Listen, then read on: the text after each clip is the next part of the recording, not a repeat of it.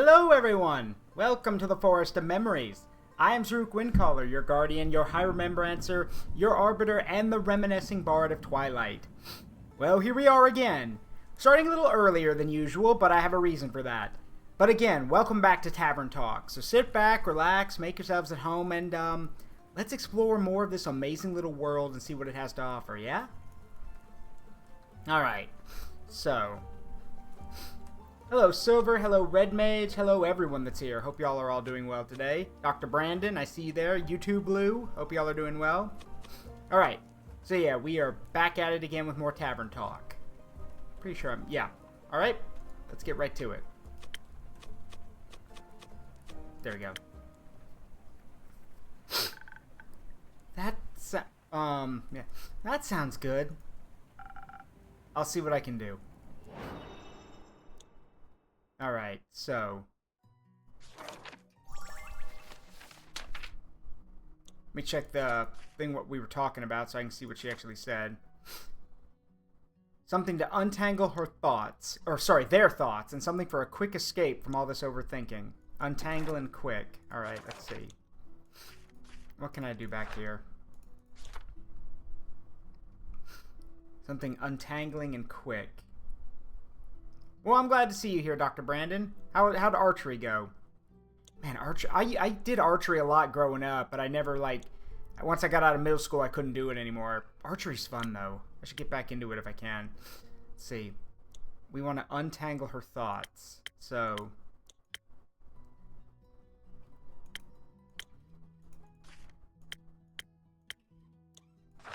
I don't really have anything that can help with that.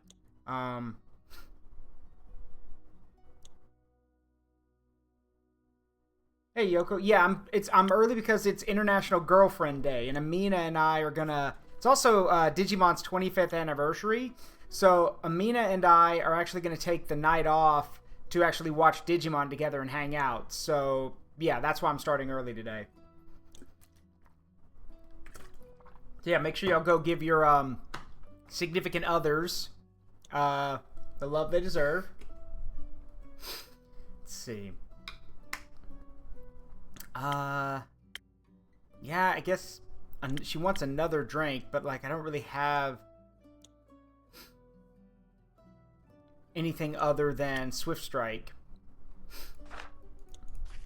Let's see. Untangle their thoughts and something for a quick escape from all this overthinking. So...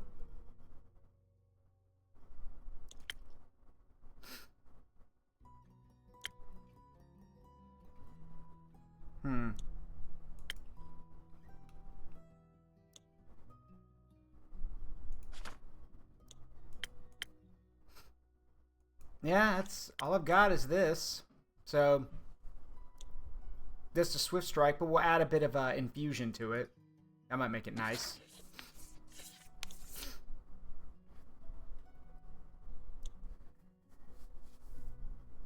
See, realized I was using a bow with arrows that were incompatible. Ah, yeah, I've heard about that. That kind of sucks, don't it? All right, let's see. Do I have anything that boosts intelligence and constitution at all? Not really.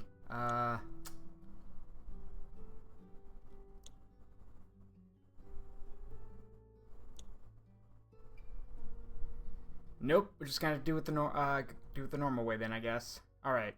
So 1 shot of Constitution, 1 shot of Intelligence, and 3 shots of Dexterity.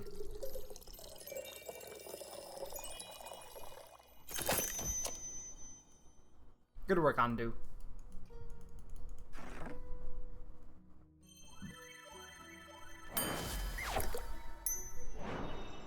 Another drink up. Does this help? Very much so. Thank you. I feel like now I can uncurl the yarn ball that is my brain. What do you think I should do? What do you want to do? I want to go on our date. And I want to get to know him better. Maybe even get him to know me better, too. For those who don't know, last time we were here, where is he? Kumo asked Fable out on a date. So now they're having a bit of a panic attack trying to figure out what they should do. Meanwhile, everyone and their grandmother's saying go on the date. Do you think he would like that? Yes, that's why he asked, Fable. I think so, yes. Seems like you don't need our answers. You have yours already. Sometimes I just feel like I need permission to listen to my heart. Did you know that you can give that permission to yourself? I forget that every time, but I know you're right. I think I know what to do now. Somewhat. But I'll figure the rest out. Thank you for listening to me. I think sometimes that's all I really need when I'm scared. There's nothing wrong with being scared, as long as you don't run from the things that make you happy. You're right. Took me a while to realize that. Running is so easy, you know? Well, yeah, when you're a ranger and a dex build character, running away is usually pretty easy. So, that's kind of the point.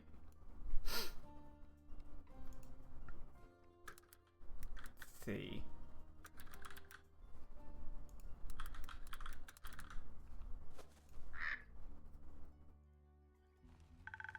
You always know where to go. Away. Yeah, but that doesn't fix anything, you know? That doesn't fix the problem.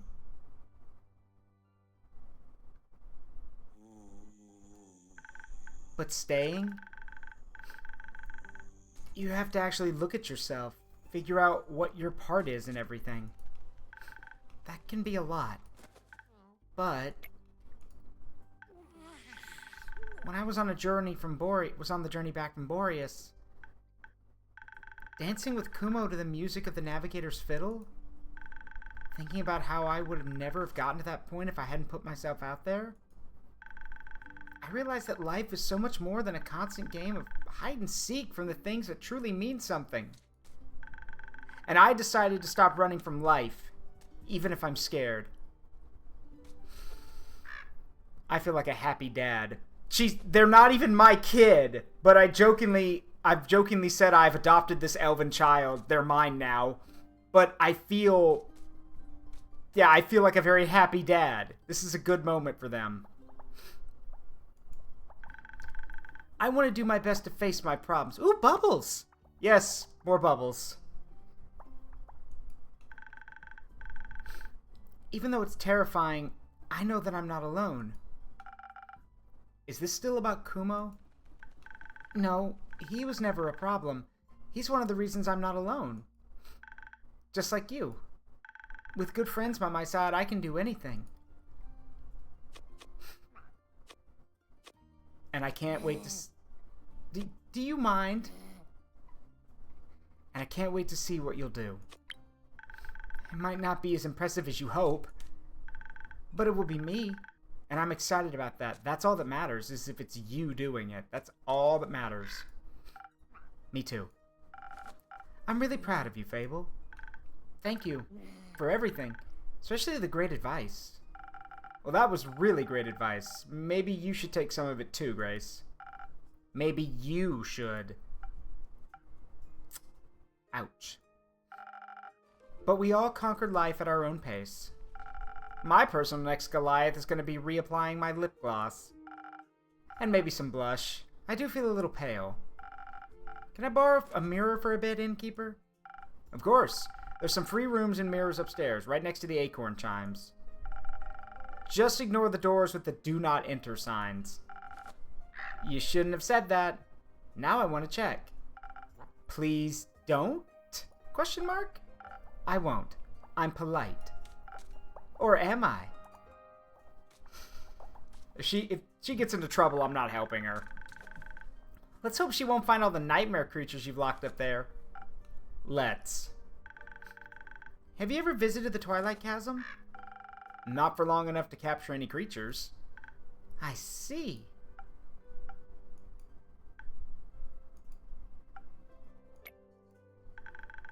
What are you thinking about, innkeeper?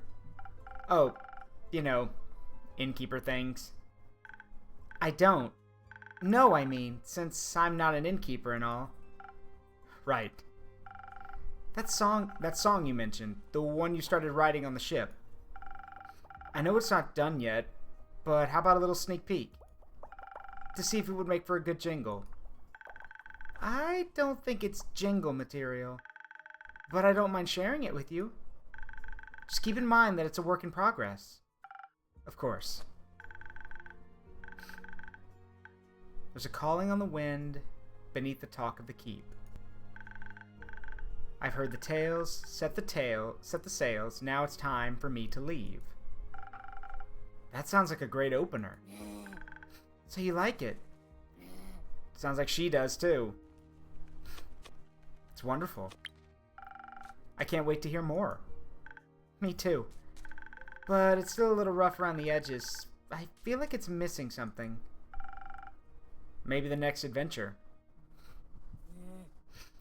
Time for your next adventure. But I have no idea what I'm gonna do tomorrow. How exciting. Maybe. Will you let me know when it's done? Of course. I can't wait to show you the finished version. Thank you, Fable. I'm proud of you. For maybe finally finishing a song? For not running away. Oh, thank you.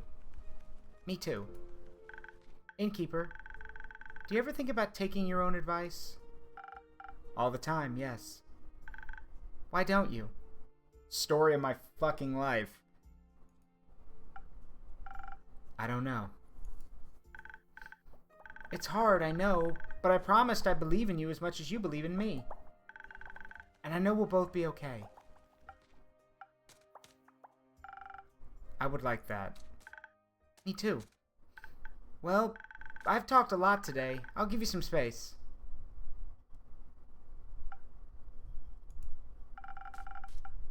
Maybe it is time to stop running. Should I... Is it time to read that letter? Yeah. Oh. That was easy. I guess I've been wanting to for a while. Let's hope for no regrets. My dearest friend, long has it been since we talked last. Long has it been since everything has been seared away by the cold flames of death. I wish I could still remember our last conversation, but it's waning memory. I can only imagine how you enjoyed running away, wishing to forget what was between us. Maybe you did, for a brief moment, for these 30 years. If you did, I'm writing this letter to kindly remind you of the good old times. To celebrate our reunion, I invite you to the spectacle of this century, the last day of the astral moon, welcoming the first light of the dying moon, where the realm of Tuat is just a grasp away. Are there any spirits you'd like to remember? Are you afraid of what they might tell you? Worry not. I'll be right there. Watch the sky closely on the 35th of Cassiopeia. See you soon. An old friend. That was... I guess you've always been a fan of symbolism. But you didn't even leave an address. Very irresponsible of you.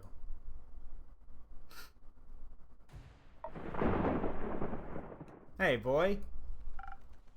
Pardon? No time. Duck! What's going on? Are you okay? Do you need help? Healing? Something's coming. Something big. Your next show? What? No! There's no time. Duck! Is the ground...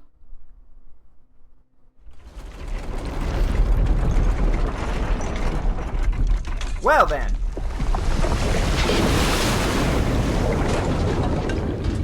Oh dear. Everyone alright? Whew. That was a close call. Could have been really dangerous. Oh, my guy! It's still pretty dangerous. It sounds like the roof's leaking, which is just great. And now there's a giant hole in reality. And there's a crack in my window. What just happened? Why is there water outside the tavern? I'd also like to know the answer to that question. I've got no clue. I was just outside of the woods drafting my newest song when the ground beneath my feet began to rumble. Not even a minute passed and rumbled again, and then a wall of water came rushing toward me.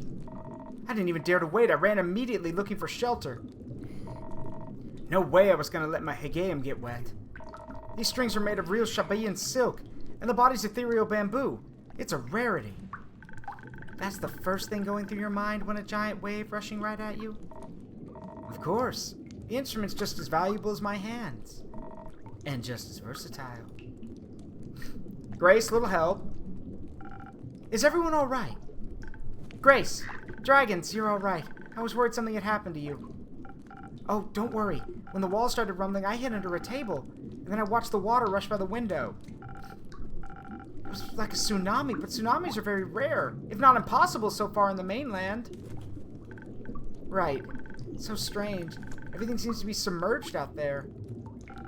I wonder what could cause such a cataclysm. It's worrying, to say the least. And it's definitely too dangerous to go outside. Even the tavern is leaking. Don't worry, it'll withstand.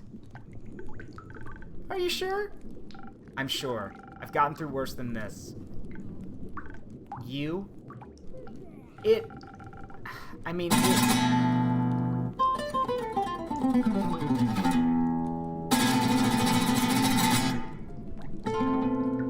Voy over here trying to strum up some ambience. I mean, it's gotten through worse than this. Wouldn't have thought it could withstand this sort of thing, but even more so glad it can. Seems to be simple, yet very sturdy tavern after all. Just like you, innkeeper. I am married. Are you flirting with the innkeeper? You know he's married. Pah, me? No. Also, that's beside the point. It is. He just called me sturdy and simple. I wouldn't count that as flirting. You wouldn't? Not really. Aww. Aww. Yes, the tavern's underwater. Right, back to the point. Did you see exactly what happened? Not really. I was listening to the whistle of the wind in the treetops, jotting down notes for my next song. When suddenly a horde of silver-crested deer rushed past me. Before they could trample over me, I jumped on the rock I was sitting on and watched them gallop downhill. And then I saw water break through the canopy, snapping trees in half like they were silk skewers. I wasted no second. I turned on my heel, knowing I'd be done if I waited for just a moment longer.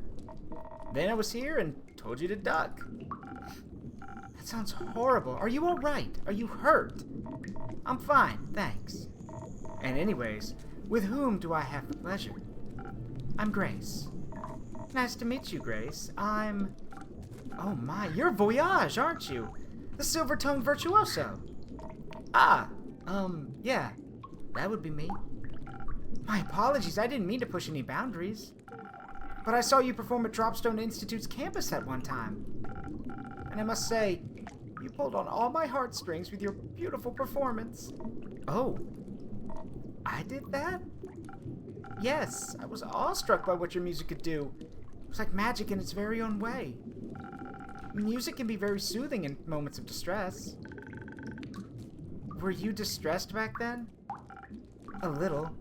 I don't remember exactly why anymore, but I remember the emotion.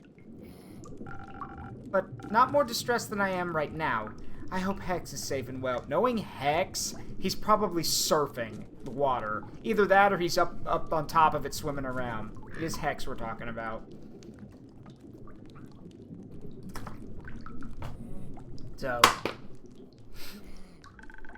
I'm sure he is. Shoot! Did you see that creature swim by? What? Where? Hey, Demon Goddess! Welcome, welcome Raiders. I'm Zaruk Windcaller, Guardian of the Forest of Memories. This is the Forest of Memories. I'm a variety streamer, and today I'm playing Tavern Talk, equal parts bartending game, visual novel, and story exploration. So y'all sit back, make yourselves at home, and what y'all up to? I know Demon Goddess, you were playing Binding of Isaac. How'd that go? I see you escaped the basement. Did you finally get out, or did the mods let you out?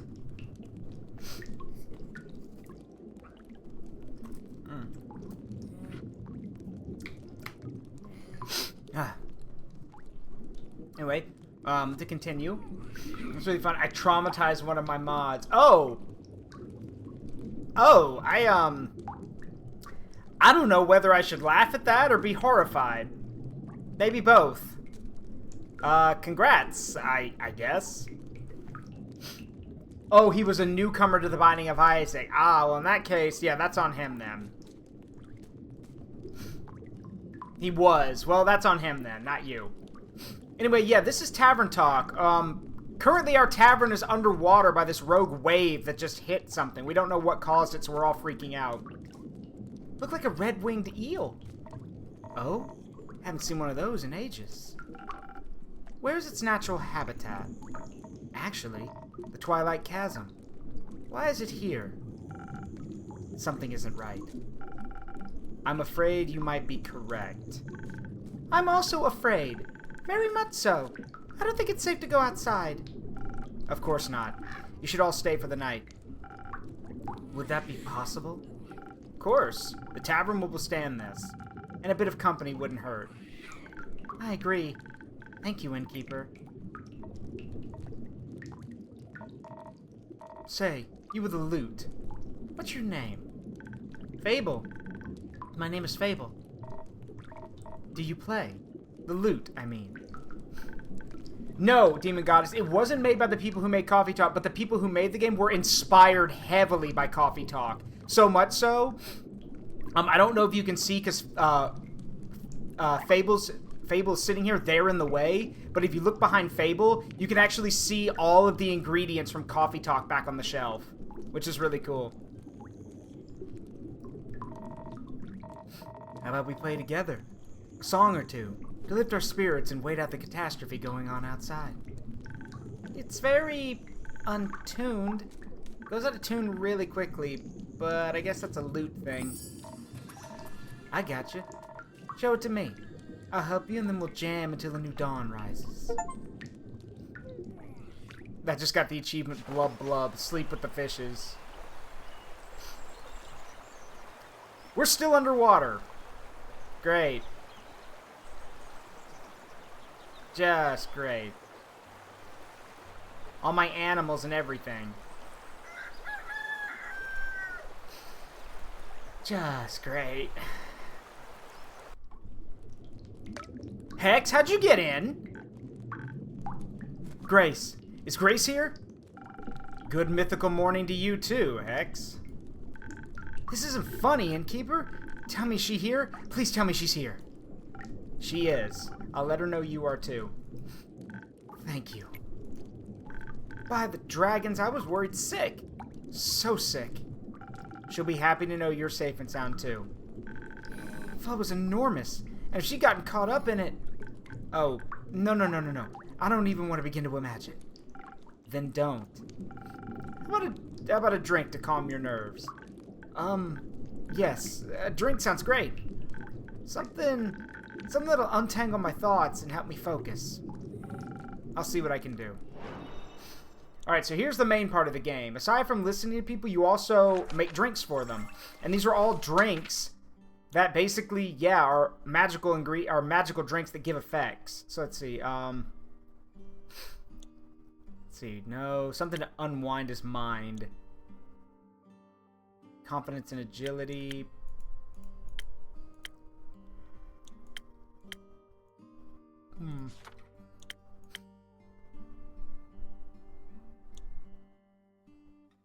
No. He wants to unwind, so... Yeah, we'll go with this one. The Silent Owl.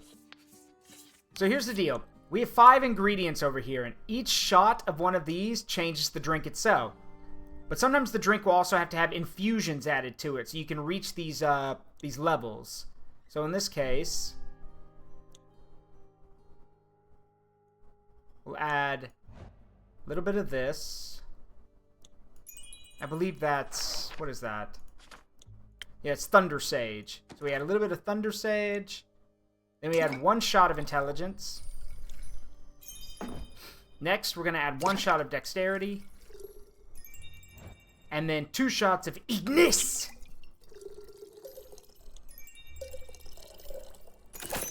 There we go. One silent owl. Oh, and for those wondering, this is Andu. Andu is the innkeeper's familiar, and he's also your garbage disposal. Get it? Undo, undo. One silent owl coming up. And yeah, the insurance rates are going to be massive at this point, Isaac. You're right. Maybe this will clear your mind. It does. At least a little bit. Thank you, innkeeper. Hex, good to see you safe and well. You too. Where have you been? Are you alright? Did you get hurt? I'm fine. The innkeeper and yesterday's superstars took care of me. Just as you took good care of us. The least we could have done was be there for each other. How have you been, brother dear? Did you get hurt? No, but I was worried about you. Okay, so for those who don't know, these two are siblings. So, here's the thing to note about them. Let's talk about the characters real quick, in case you're new here or don't know about these two. So these two are siblings. Let me pull up their things here. So, yeah. Hex and Grace are siblings. Now, both of them are half-elves, but here's the thing. Hex got the elven part of that half-elf lineage. Grace did not. So Hex has basically a half-elf's lifespan, which means he's going to live to be about 200-300 years old. Grace has a human's lifespan. So Grace has about maybe another 40 or 50 years left in her. She's already 42. Hence why you can see like the lines under her eyes, the graying in her hair. Oh, it should also be noted, according to one of the artists for the game, Grace is transsexual. She transitioned, which I think is really cool. And she's a very pretty woman. But yeah, these two are siblings, and you can tell Grace is getting up there in years. She has lines under her eyes. You can see a little bit of gray in her hair. A little bit of, they've got good, neck muscles, but you can also see some of the bone showing. So yeah, she's getting up there. That doesn't stop her, though. She's still scary. Grace is very powerful. Whole night locked in that damned house. All I could think about was how the flood might have... Why didn't you tell me you were going to the tavern? I looked everywhere for you. Oh, sorry. I didn't know I needed your permission to go outside. Whoa. Whoa. Okay. Calm down. No need for hostility. Relax a little bit. That's not what I'm trying to say. Oh boy. Then what are you trying to say? That you could have gotten hurt, and I wouldn't have known. I don't expect a tsunami to hit Gaia every day. That wasn't in the foreseeable future, Hex. Uncontrollable things happen, and when they do, we do our best to overcome them. Also, I can protect myself quite well. Still, how was I supposed to know that you were safe? I'm an adult, you know. You could try trusting in my capabilities. Furthermore, PSAOR was very useful last semester. PSAOR? Protective sigils and other remedies. Ah. Also, the tavern itself is well protected by my own brand of sigils. Well, that's at least something. Yes, I'm very thankful the innkeeper and his tavern kept me safe. I didn't mean to worry you. I didn't plan on being gone for so long, but then the flood happened. Okay, sure. How have you been holding up? Is the house alright? Apart from some minor damage and some leakage in the roof, I suppose it's fine. I wasn't even aware of the approaching flood until the house's foundation started trembling. I was busy in my workshop harvesting the essence of Dimension 567 for my research. I hope you didn't rip a hole in the fiber of magic again. I didn't, and even if I did, you couldn't have stopped me. You weren't there, after all. Right. But I can scold you now. You won't want to when you find out I actually managed to harvest something. You did. That's amazing. What a breakthrough. That would mean I created a teeny tiny rift of the astral realm and got my hands on some stardust. Well, sort of. How? I got an astral shard when the stars fell. Ah, I see. There's still the issue of never knowing exactly what might come through when you open these kinds of rifts. Could be anything, or anyone. Like creatures. For example. That wouldn't be good. Yeah, it wouldn't. Because when your sister disappears again, you wouldn't know if she's gotten eaten by a creature or is just out for a stroll. Hex, cut it out. What? We get it, alright? I went away, you were worried. We get it. But I'm my own person and I can do what I like. I'm getting tired of this. Well, me too. Then stop. I don't want to fight. Then don't. Sorry. Good grief, you two. Okay, look. The reason they're so testy with each other... Here's the problem. Y'all will remember literally a few minutes ago I said Hex got the elven part of the half-elven bloodline. Grace got the human half. The thing is, we don't have to worry about this problem, but in a fantasy world, imagine being born, you know, with elven lineage and knowing you're going to live to be over 100, 200, maybe 300 years old, and your sibling is going to literally age and die before you're probably even halfway through your life. That is a terrifying thought to consider. Especially when, well, Hex, being Hex, is kind of immature. Again, it could just be a front. He is pretty good. He is pretty powerful.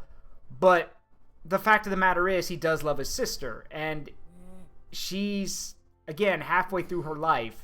Imagine waking up every day and seeing yourself not changing at all in the mirror, but watching as your family members get older and older and older in front of you. The day comes when they can barely get out of bed and you're getting out like you're in the prime of your life. Yeah, I can imagine why he's a little protective. It's fine. We shouldn't spend our time fighting when there are so many more interesting things going on. Yes! Interesting. What an amazing way to describe what's just happened.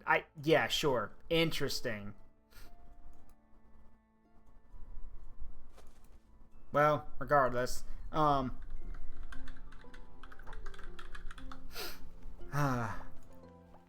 I've got a little brother, so this kind of hits home for me, but also my little brother's only like 4 years younger than me, so... How about a wee bit of distraction? Oh, we could go outside and see if we could take samples of the floodwater. Exactly. Who knows, maybe it holds spectacular and rare magical properties. That sounds lit. Maybe it'll help me finish my long-term research project. Possibly. Though, to access the primordial vortex, you'd need primordial seawater, I know, but who knows what we'll find. Don't forget to fill me in on your research. Theopractically, I'd tell you anything. But only theopractically. Wouldn't have expected anything else. Thank you, Innkeeper, for hosting me tonight. And all. See you soon.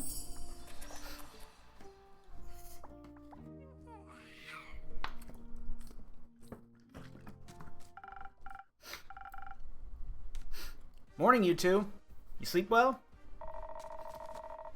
As well as we could, with a sweet song of stormy waves pattering against our windows. So very well, and with inspiring dreams. Glad to hear it. Your impromptu concert certainly helped me sleep.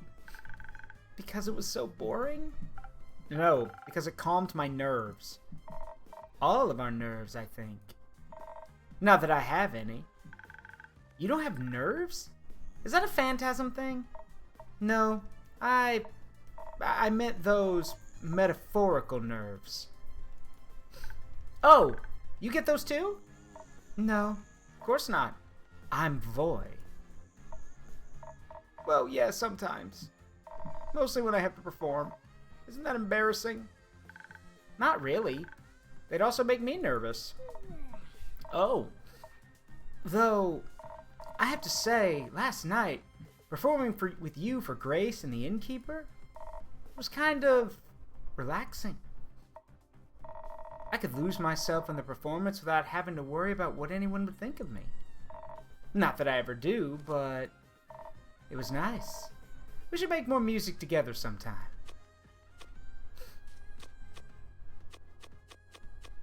Actually, Fable just got started on a new song.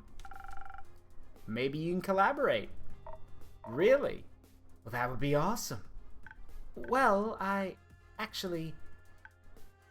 Yes, you're right. That would be awesome. I think working on it together could be fun. Oh, he was saying fuck yeah. Oh, sorry. Hooray! I'm looking forward to our grand collaboration. And charming you with it, innkeeper. For the last damn time, you bardic flirt. I am married. You have no power here. Alright.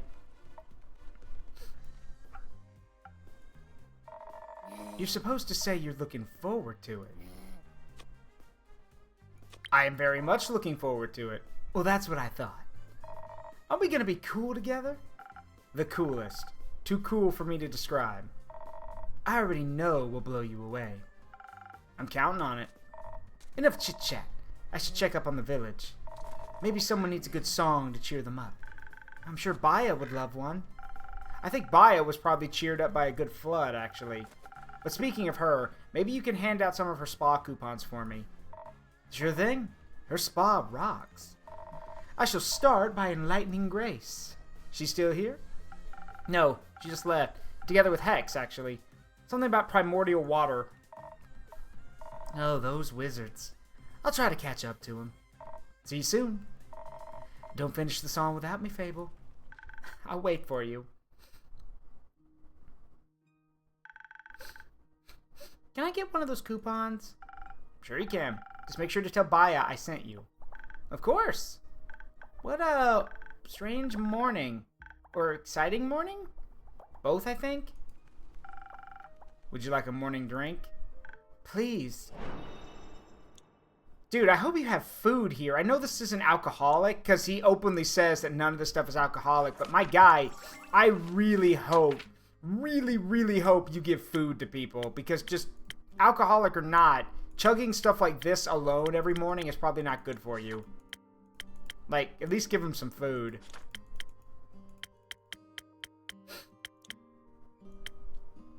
Alright, well, all I can give her is a Swift Strike, so we don't have any more speed drinks right now. Alright. You know what? Let's layer it. So, 3 shots of Dexterity. 1 shot of Constitution. And 1 shot of Intelligence. There you go, 1 Swift Strike.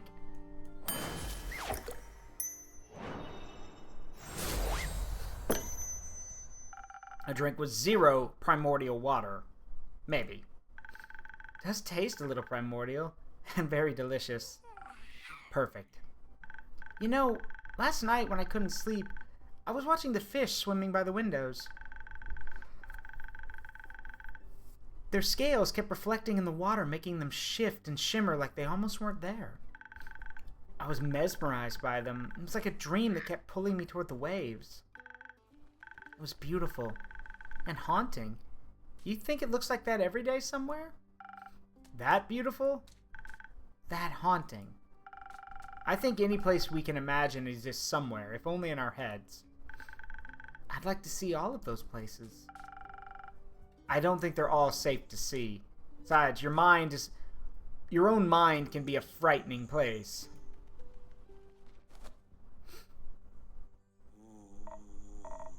Fable, by the dragons, they're here. Are you alright? I am. The innkeeper kept me safe. It's good to see you both are well too. Couldn't you have let us know you were breathing? We couldn't find you anywhere. Okay, so to explain, this is Lynn, or Carolyn. So there's a kind of a toss-up between what her voice is supposed to be. A lot of people I've seen, when I first played the game, I gave her, because of the way she talks and the way her words, or her letters are spelled, I've given her a southern accent. A lot of people give her a Russian accent, but I can't do good Russian accent. So instead I'm just doing a southern accent. But yeah, and she's also my favorite character. Carolyn is my favorite. Well, it's like I've joked with Amina. We've adopted Fable, but Carolyn is my favorite character. So, anyway. And she is a... Where's the thing in here? Right, she's a Vukakin. She's a beast folk. Yeah, and she's a beast slayer. I'm sorry, I just woke up. Were you guys worried about me? Oh, excuse me. Maybe. Of course we were. Didn't even know if you can swim. I can. Can you? Of course. No. I didn't say anything. Oh, we should teach you sometime. Sure. Thank you for worrying about me, but I actually had a pretty nice night. Voy and I gave Grace and the innkeeper a small concert while we were all stuck inside. Oh, sad that we missed that.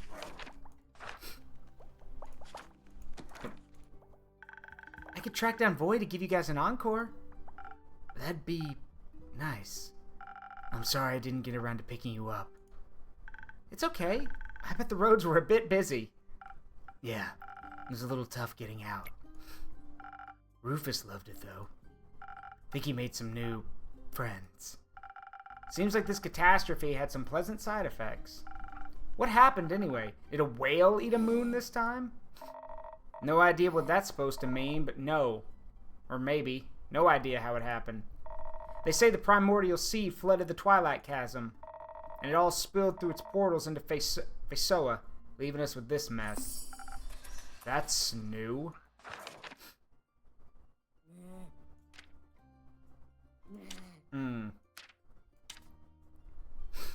That's not good, though.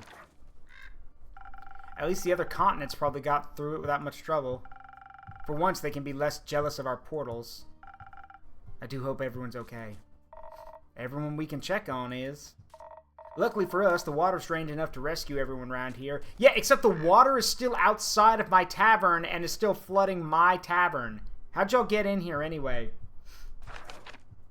Quit doing that. Though I heard the underwater hasn't emerged yet. Happy to see you all emerged. Mostly. What does that mean?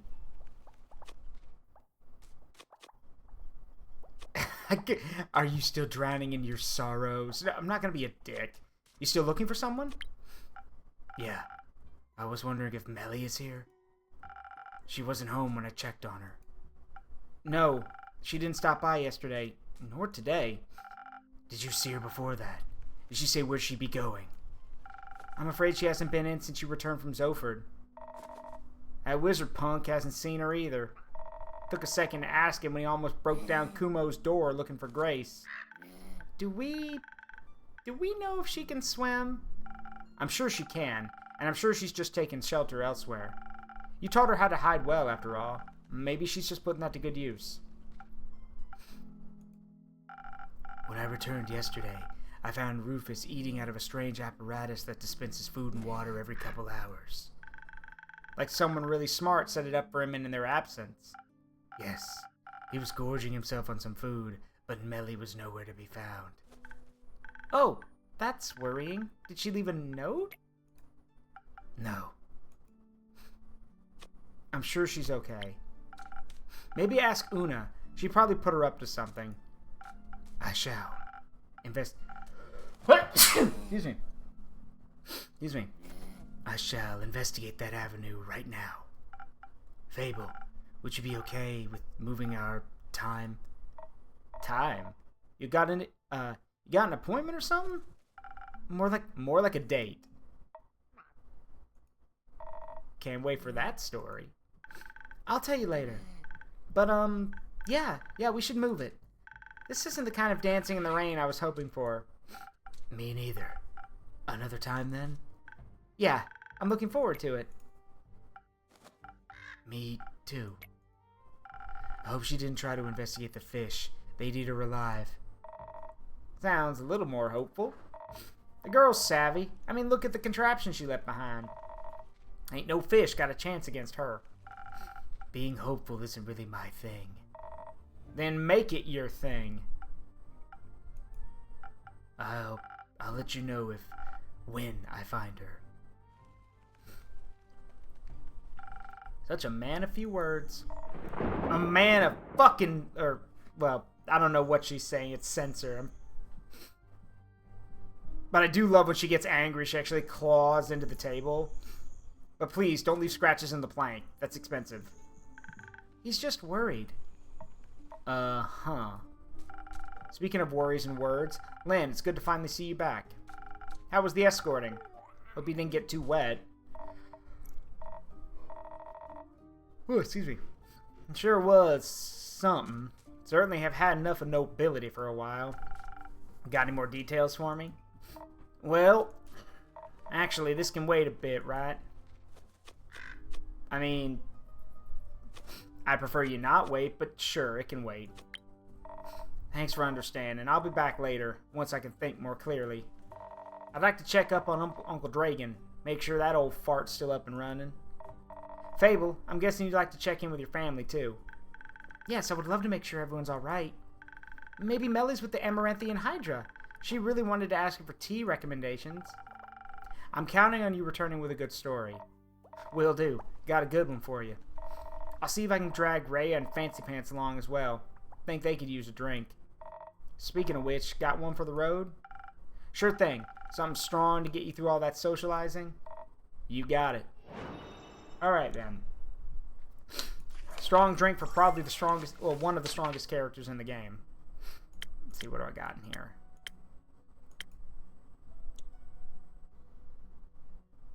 A little bit of sailor's courage would be nice, I bet.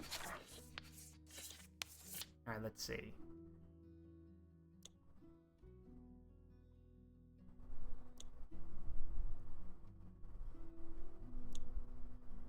Yep, let's go with this. What are these called again? Right, golden feathers. So, now we just need 1 shot of Constitution, and then 3 shots of Ignis! There we go, 1 sailor's courage.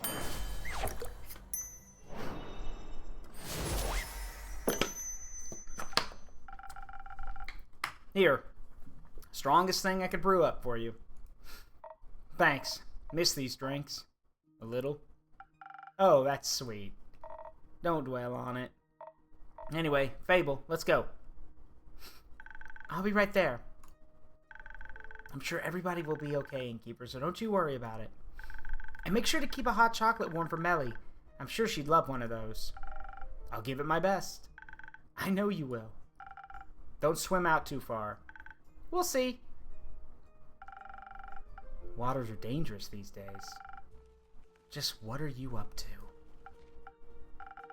Time to make sure I have enough ingredients for a hot chocolate around, I guess.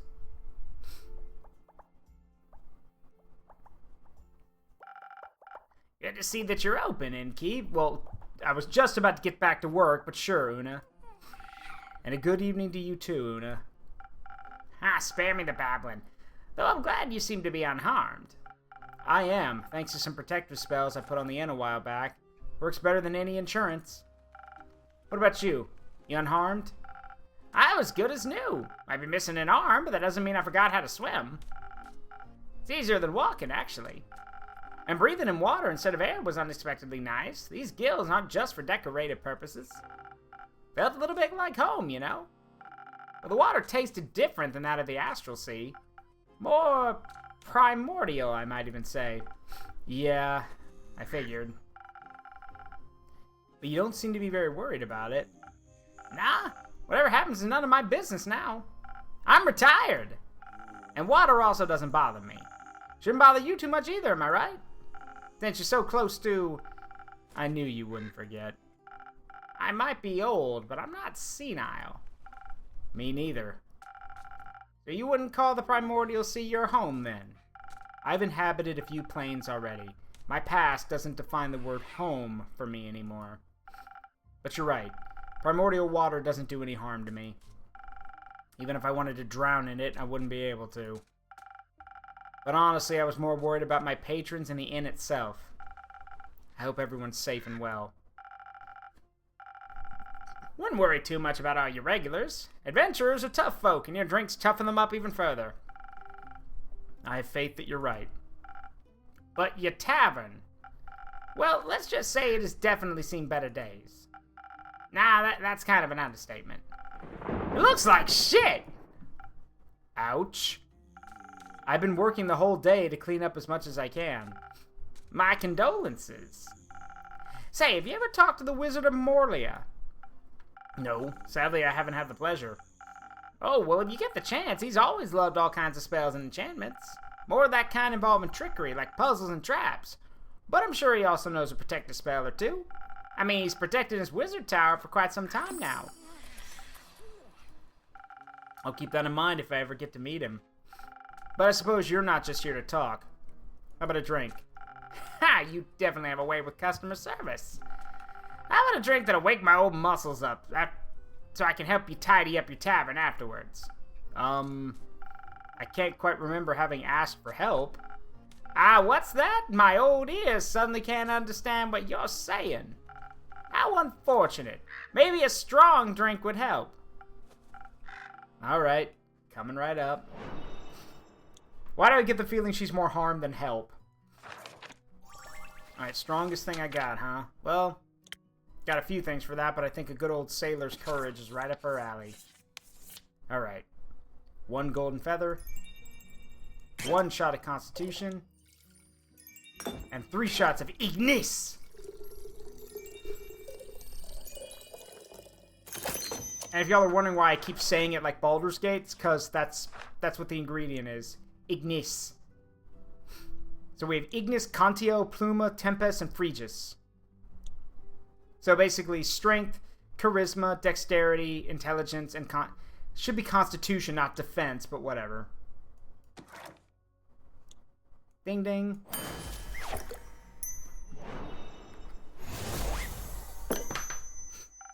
There you go. A drink powerful like the Astral Sea. Wonderful. I consumed enough primordial water to last me weeks. And? Doesn't taste exactly like home, but a hint of elemental magic revives some old memories. I gotta say, you definitely know your craft. Thank you. Could I maybe convince you to just relax and let me do my work? You'd like that, wouldn't you? Forget it! Let's clean this messy tavern. If you insist. Before I forget, all that water swept some animal remains into my pockets. Don't really know where they came from, and I don't feel any kind of astral energy coming from them. So I assume they're either Gaian or primordial. And before I stab myself with them while cleaning, I wanted to check if you'd have any use for them. Stab? Yeah, they're surprisingly sharp. Now I'm curious. Let me see. Ah, you're so easy. Thank you, Una. They may not be primordial, but I think I know just what to do with them. Saber fangs? They give haste. So, I see. Okay. A golden feather gives you boost to charisma and dex and drops your intelligence, but it gives you haste.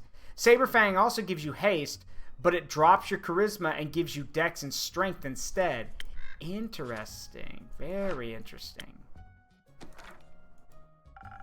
Gonna spice up some drinks? Maybe. Can't wait to try them then. And now, let's spice this old rustic tavern.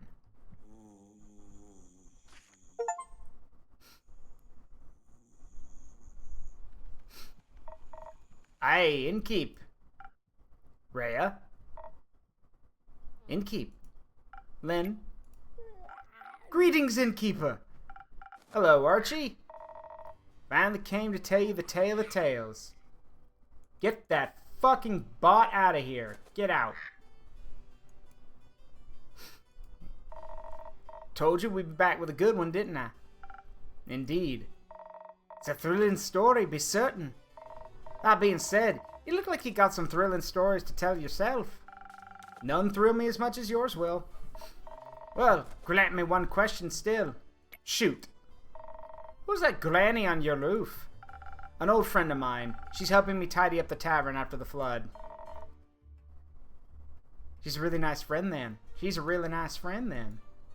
I suppose so. I didn't know she was on the roof. Are a lot of tiles missing?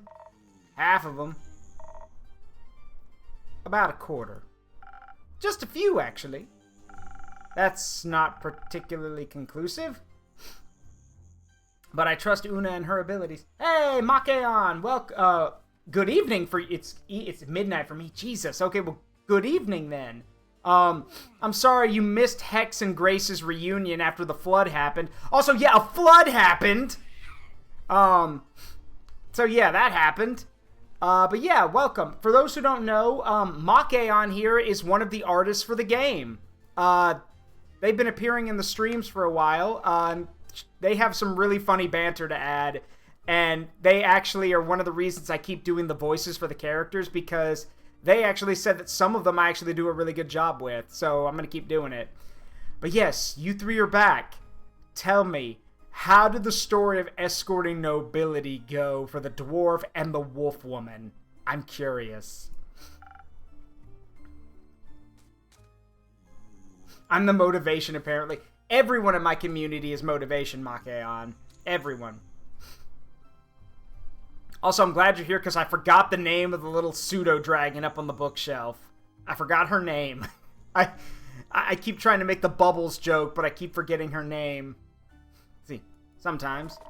Closing your eyes is the reason you'll run into the edge of a blade someday. Or not, if I'm lucky. Yeah, Renew. Thank you, it's Renew.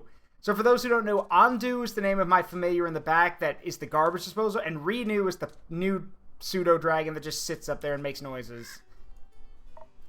Did the flood hit you as well? You bet. Had to hold on to Ray for a quick second there, or else she would have been swept away like a twig. Had you wished. We just passed Themis when it happened. Luckily, there were two carriages nearby, wedged between some sturdy trees and a large boulder. We managed to pull ourselves out of the raging waters and into those carriages. Thank the dragons. Could have gone south real quick. And your tavern looks a wee bit wet as well. It is. I've been working non-stop to clean it up. That's not good. Working non-stop comes with being self-employed, I get. No, I mean the flood. Never heard of a flood that massive. It spread all the way from Themis to Zenith. For those who don't know, pretty sure that's from Themis to Zenith. Well, there's Zenith. So Zenith is in the Northern Republic, and wow, she wasn't kidding. The entire Republic was covered in a flood. Jesus. You're right. We certainly aren't that close to the sea. Themis maybe, but not Yurlin. It's all still very recent. We'll have to wait until we know the true extent of it. Back to your story. How was the journey to Diria? And how'd you manage with the flood?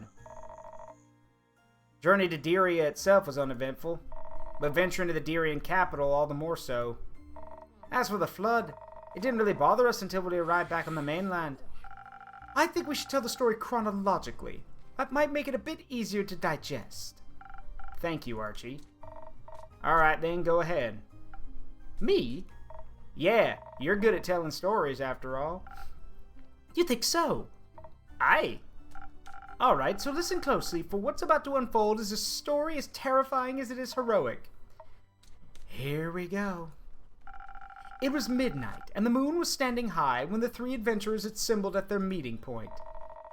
Didn't know we were taking this carrot here along. Well, it was a surprise. A pleasant one, I hope. Having one party member more than anticipated was at least more pleasant than the surprises that lay ahead. Now I'm intrigued.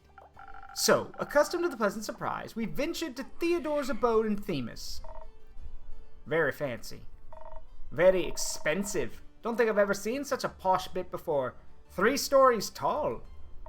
For one person. To be fair, one person and a lot of staff, like cooks, maids, and a gardener. For a holiday residence. Even worse. I'd very much appreciate if we didn't judge people based on their amount of wealth. Too fucking bad, Archie! That's how the world works. It don't matter if it's a fantasy world or real life. People who have a lot of money are gonna get judged. That's just how it is. Or their lack thereof. Exactly! So you arrived at his holiday residence in Themis. Right. We approached the gates and rang the bell, as the fog was creeping up around the house like it was pressuring us to go in. A man in a black suit opened the gate with a deep and raspy voice and said, "State your business, please." Some sort of butler told him, "Listen up, clown, you are our business." Which wasn't very polite. No one asked you. Maybe you should have. Then they wouldn't have thought we were bandits. Well, we got that cleared up, didn't we? Because I introduced myself quickly when I saw some guards already approaching. I introduced myself as Gustav Archibald Richmond III. Knowing my family and the childhood friendship that Theo and I have fostered for over 2 decades, the butler relaxed and let us through. You know what's funny, Innkeep? What? The other lad was also a third. Born in the same generation, both the third of our names. Perhaps that's why we were destined to be friends, just like our fathers and their fathers were.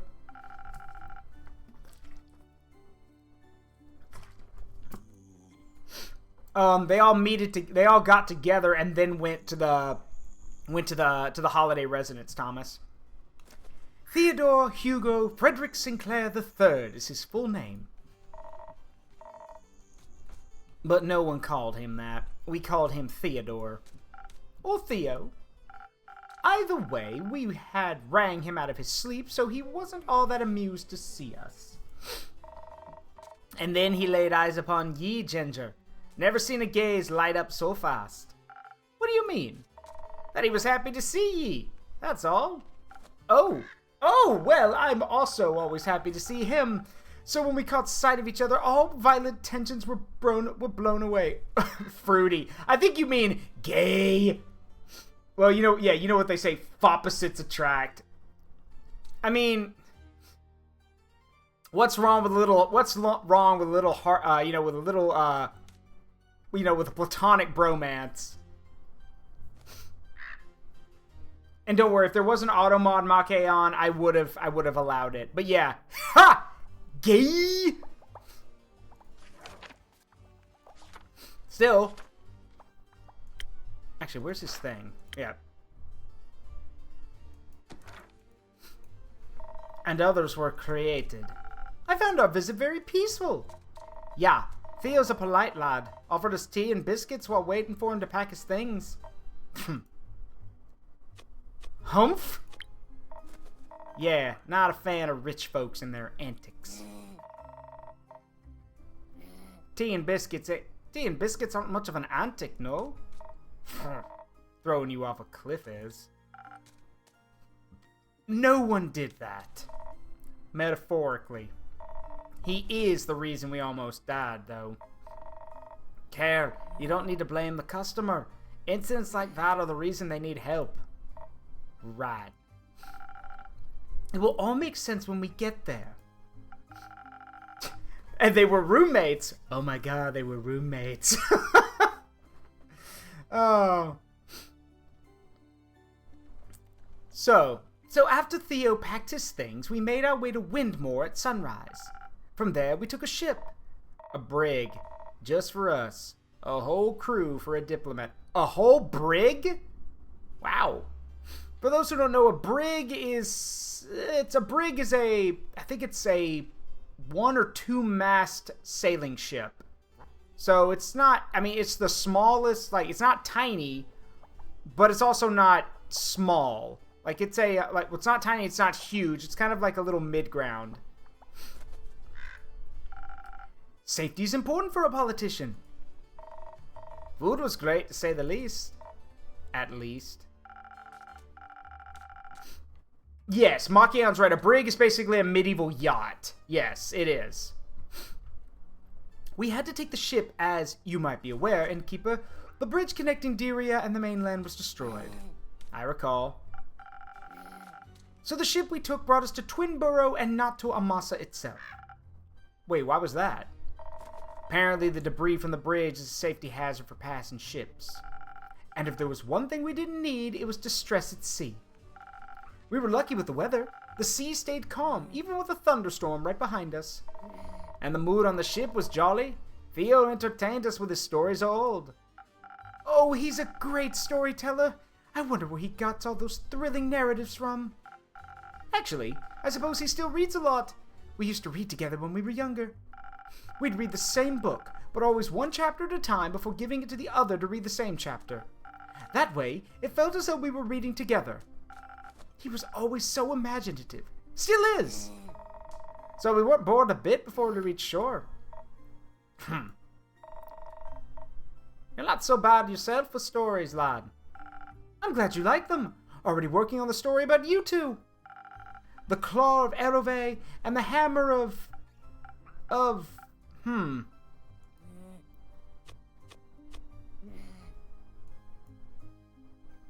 I mean, hold on. The Warhammer nerd in me says the Hammer of Thunder, but, see, I don't know what she believes in. Wait, what is her... Lawful neutral, so... Maybe justice? I mean, I don't think she's ever said anything about caring about justice, so...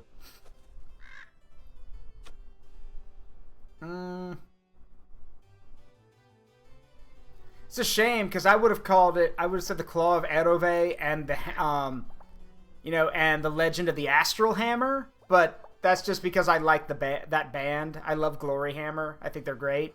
So, the Hammer of Thunder.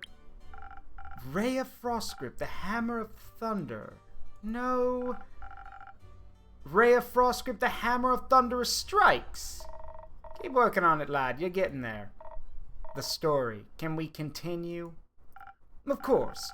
We arrived at Twinborough in the late afternoon. The sun was already setting on the horizon, tinting the world in colors of purple. At that point, none of us could have imagined the real world would be tinted in red soon enough. Red like the sunrise or red like blood? You know, you could just say yes. You could say yes. Yes! Yes to both, actually. We got off the ship, and after a short break in Twinborough, we made our way to Lamasa. We got about 2/3 of the way there without any issues, until darkness settled around us. Type of darkness that creeps up on you like an eerie mist. Type of darkness that chokes all noise out of the world. Ah! So it wasn't normal darkness, it was advanced darkness. Understood.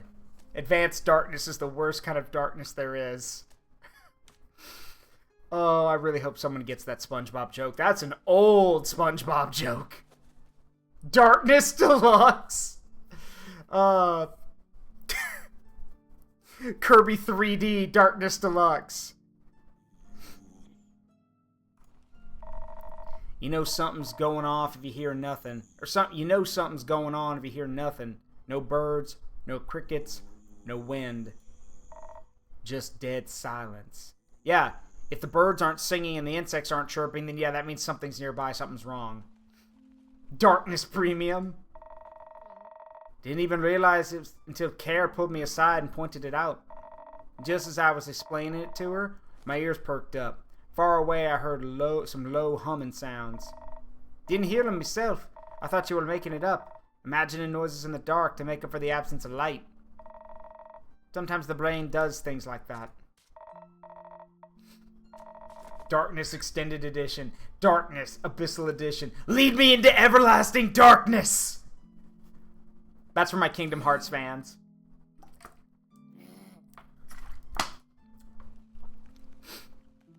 It was so silent, except for all that humming. I started getting this weird feeling in my guts. I mean, Lynn, that's called indigestion. That everyone has that problem. Like, it's also very odd to bring it up here, but go on.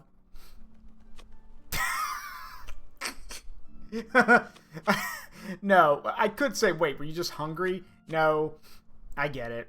Like a sixth sense. Like that, yeah. Don't know if it's the genes or the experience, but at some point, you start feeling when something shifts and things ain't as they should be. Gotcha. Either way, I heard the humming, and it's not long before it turns into a growling. That's when I heard it too, deep and guttural. I saw silhouettes in the woods, left and right. Their eyes reflected our torchlight eerily. I huddled closer to Theo to protect him. Soon we were surrounded by a knot of zombies!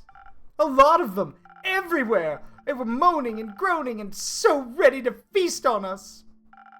I grasped Theo's hands because I had to hold on to something. Had to act fast. They'd already seen us and were surrounded us, so running away wasn't an option. Clearly we had to fight our way through, so I readied my sword. Wasn't far till Amasa. I felt sturdy as a rock, like nothing can harm me. I needed to ensure the same for Rhea, Archie, and Theodore. So I reached into the powers of your drink. Woman stopped walking abruptly while these beasts were approaching us. I drew my hammer just in case. I heard her mumble words I didn't understand. Enhanced by the citron you put in our drinks, I called upon my Baba, asking for guidance. I've never had much business with the dragons, but she had. I hoped if I reached out, she could lend me some of that. I'd never felt so close to her before. Not even when I spoke to that chimera. The zombies approached, pressing closer against our dim torchlight, when suddenly a shield of light burst out of her sword, engulfing us and pushing the zombies away in an eruption of divine force. Okay, so you upcasted turn undead. Got it. Or banishment. Now, oh gosh, I can't believe I'm imagining this. Now I'm imagining Lynn standing there, glowing greatsword in both claws. You shall not pass! And just drive her sword into the ground, and everything that's undead just turns to ash everywhere. It was a light of radiant gold all around us, shimmering softly. I am a servant of the secret fire. Go back to the shadows. You cannot pass. Fires of Uldoon, you cannot pass! I didn't waste any more time and kept going. Honestly, I barely know what I did myself. It's all a haze. Yeah, that exact feeling. The thing she said. Luckily, it seems the undead are like pack animals. At least for the most part. Made all the slashing a bit easier.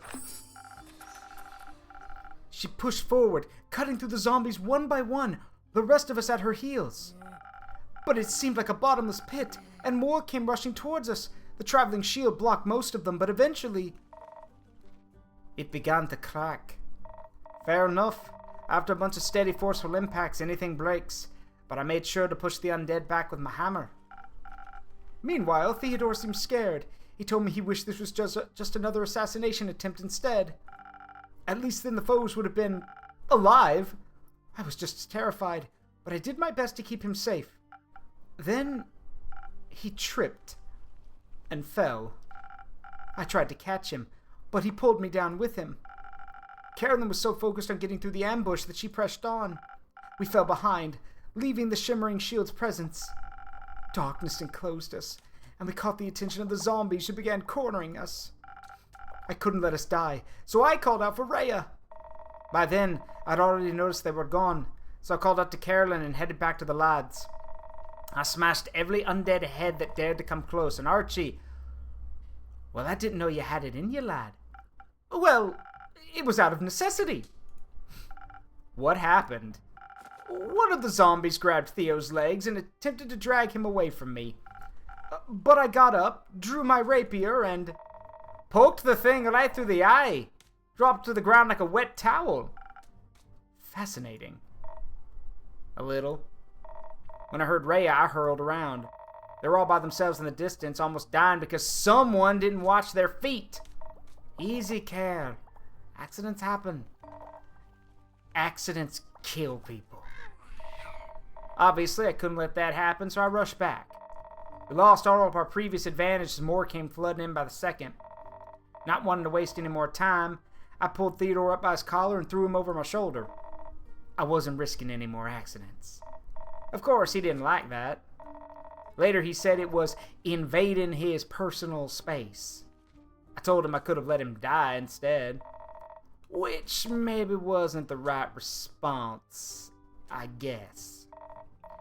Shortly afterwards, we reached the gates of Amasa. The guards came to our aid and helped ward off the zombies. Carolyn set Theo down, and I helped him inside the safe borders of the city. The horrors were over, and thanks to Kellen and Rhea, we'd reached our destination. And to you, kid. Yeah, suppose you didn't do too bad of a job. Oh, just the look on his face. Literal stars in his eyes. Oh, man. Hey, buddy. Ride the high now, but I imagine tonight or tomorrow you're going to have a PTSD moment. I'm sorry. Yeah, that's true. Carolyn's Baba, her grandmother, died because of an accident, so that's why she doesn't like accidents very much. Theo was beyond thankful. Even though he wasn't amused by being thrown over Carolyn's shoulder, he understood that she saved his life. He was so impressed that he said he would make for a great story. He even started on a first draft. But after the fight, he felt really inspired to solve the conflict between Diria and the mainland. So, he'll probably have no time to finish it, and decided to give the manuscript to me. He said he always liked when I told him stories, and that he'd love to hear this tale in my words. I promised him I'd write something for the next time we see each other. Oh, now it was a meme reference. Her grandmother died of age, I suppose. Got it. Still a better love story than that one romance book. Oh my god! Please don't tell me Twilight exists in this universe. Dear God. I mean, oh God, if it does, what do vampires think about it? What do werewolves think about it? Oh God. Oh God. Like, oh God, how bad would it be? Can you imagine reading that schlock and being a vampire and realizing, okay, I've got to pick between my own race or just say I hate the book? Like, oh God.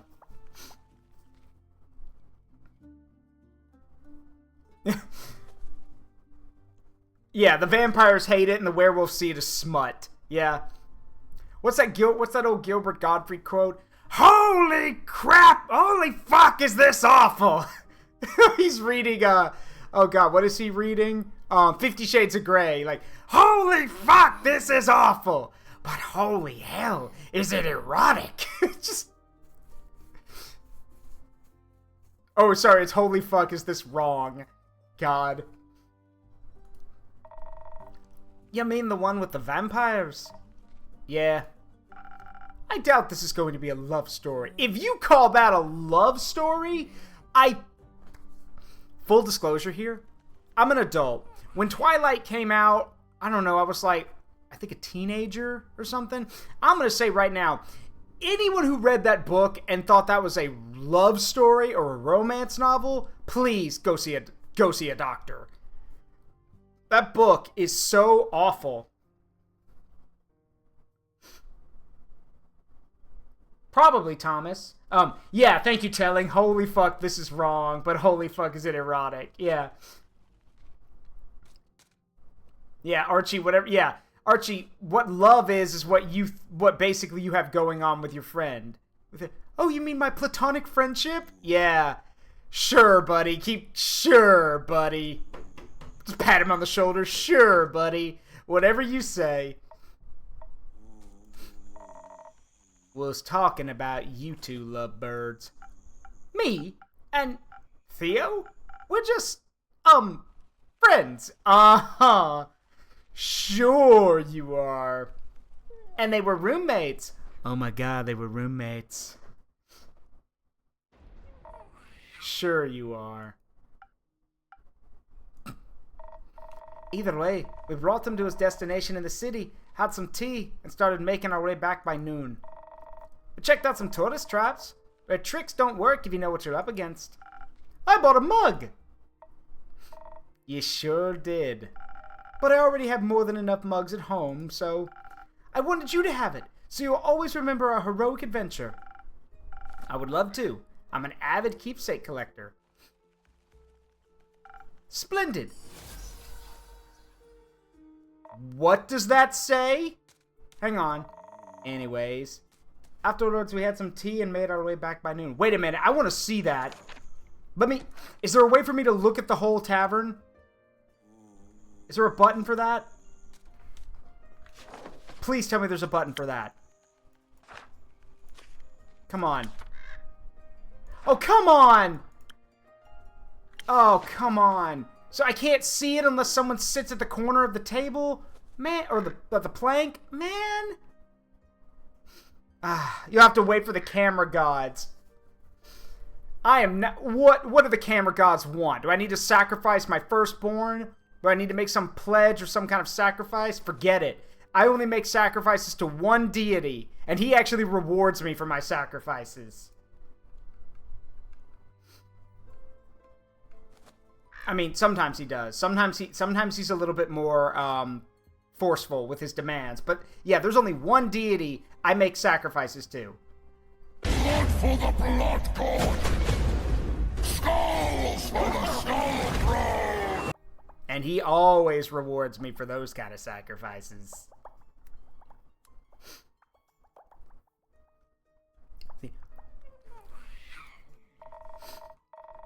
Once we arrive back on the mainland... Snacks for the snack god, which is me. Hey, Sai. Snacks for the snack god. Yes. George deserves snacks. Make sure y'all give him some. I can still feel the cold water clinging to my bones. Speaking of, I'll freshen up a bit. I still have mud in my shoes. And then maybe I'll continue with the rest of the story. Of course. Take your time. Did the stream freeze? Nope. Didn't freeze for me. Now it's just us. Indeed. That kid is so green behind the ears. Weren't we all? Can I offer either of you a drink? After a journey like this one, I could use something that tastes like rocks and rejuvenates my stamina. Coming right up.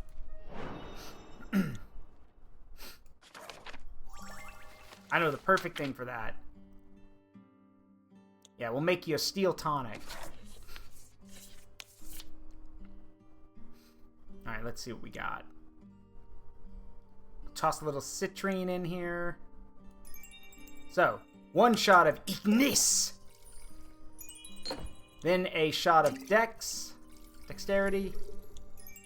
And then 2 shots of Constitution. There we go, 1 steel tonic.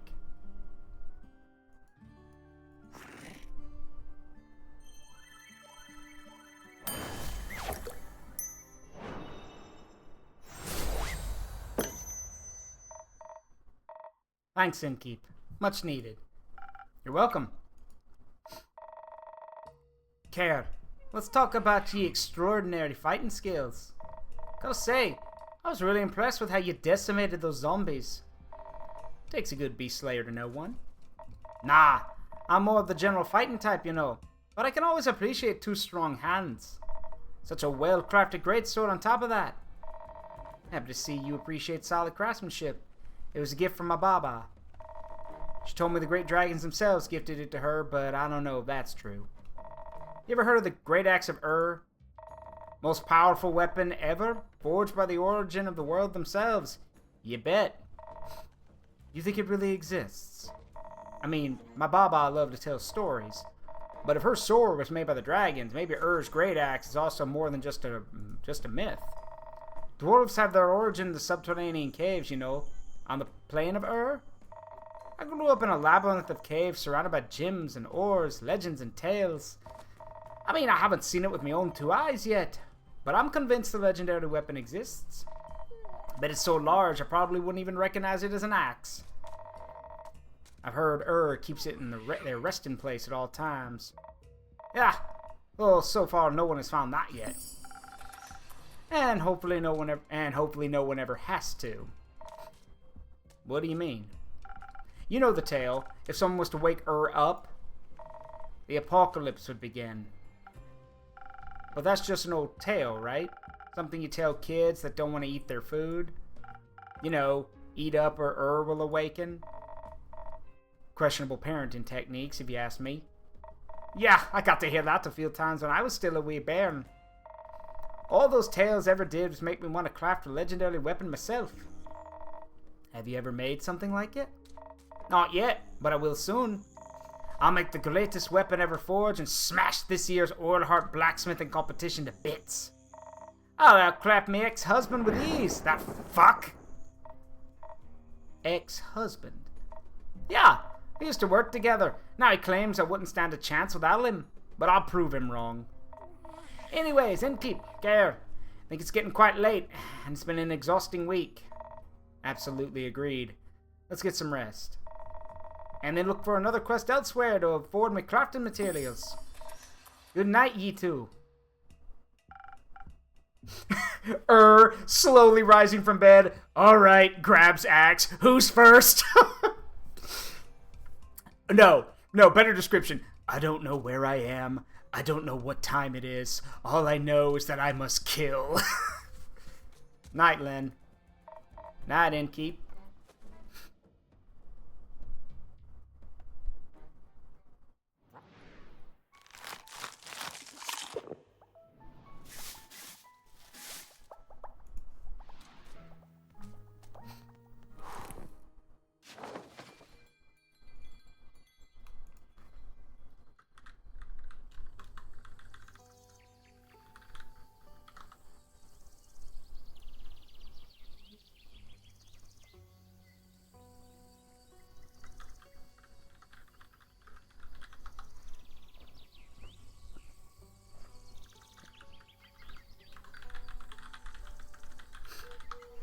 There's actually, if I could find it, there's actually something I want to show y'all.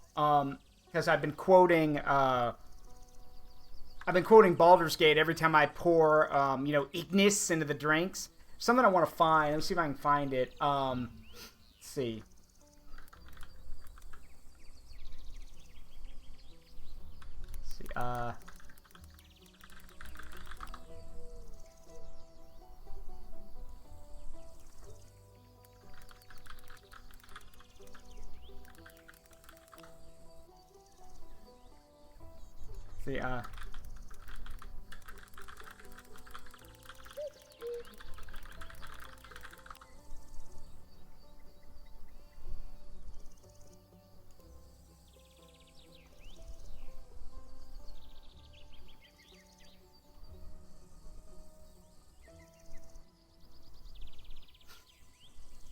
Okay, I can't find it off the top of my head, but when I do, I'll let you know about it. It's a conversation between the main character and all the Baldur's Gate 3 characters, and basically the main character's a sorcerer talking to Gale, and basically Gale's being, well, Gale, and the conversation goes as follows, basically. You're not practiced in magic, are you?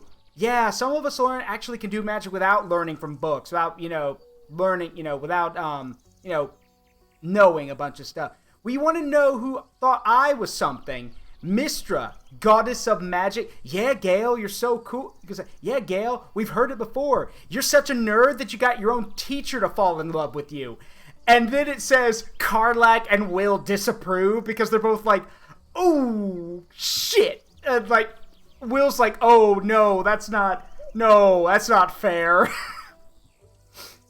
Meanwhile, like, it says Alistair, like, what was it, like, it said, trying to think, Lae'zel approves, Shadowheart approves, and then it was like, Asterion over in the corner laughing his ass off. But, look, full disclosure here, don't mock Gale too much. Gale, I feel bad for Gale. Gale is one of those sad guys who, like, got the bad end of a shit end of the stick. And, like, to be fair, at this point, in my opinion, the best thing for Gale is just for him to say, fuck Mystra, fuck all this, I'm gonna be my own man, and I don't need anyone to tell me how to do anything. So, but yeah, it's kind of funny to hear the whole, yeah, Gale, you're so cool, you're such a nerd, you got your teacher to fall in love with you, and to get immediate disapproval from some of your party members for striking a very low blow. Like, very, very low blow. Like, kicking the man in his nads low blow. Alright, 19th at the Astral Moon.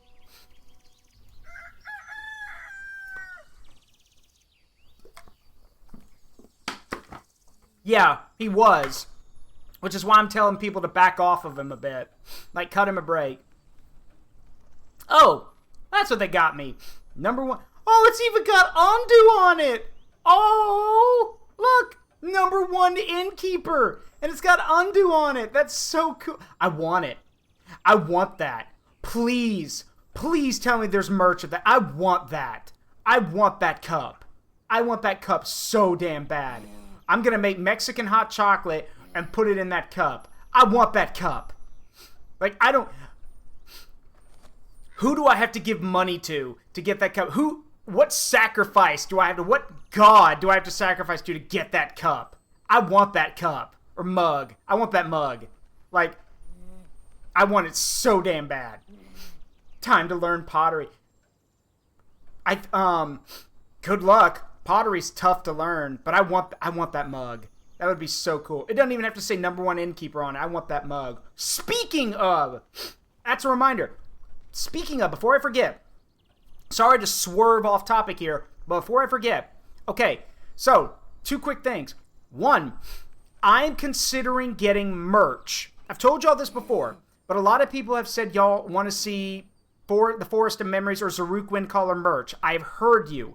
I'm going to be meeting with a merch person Monday night to kind of go over how exactly that would be done, what kind of things we could get, etc., etc. However, here's the thing. Before I do anything concrete, the main thing I need to know is if people are willing to actually get merch.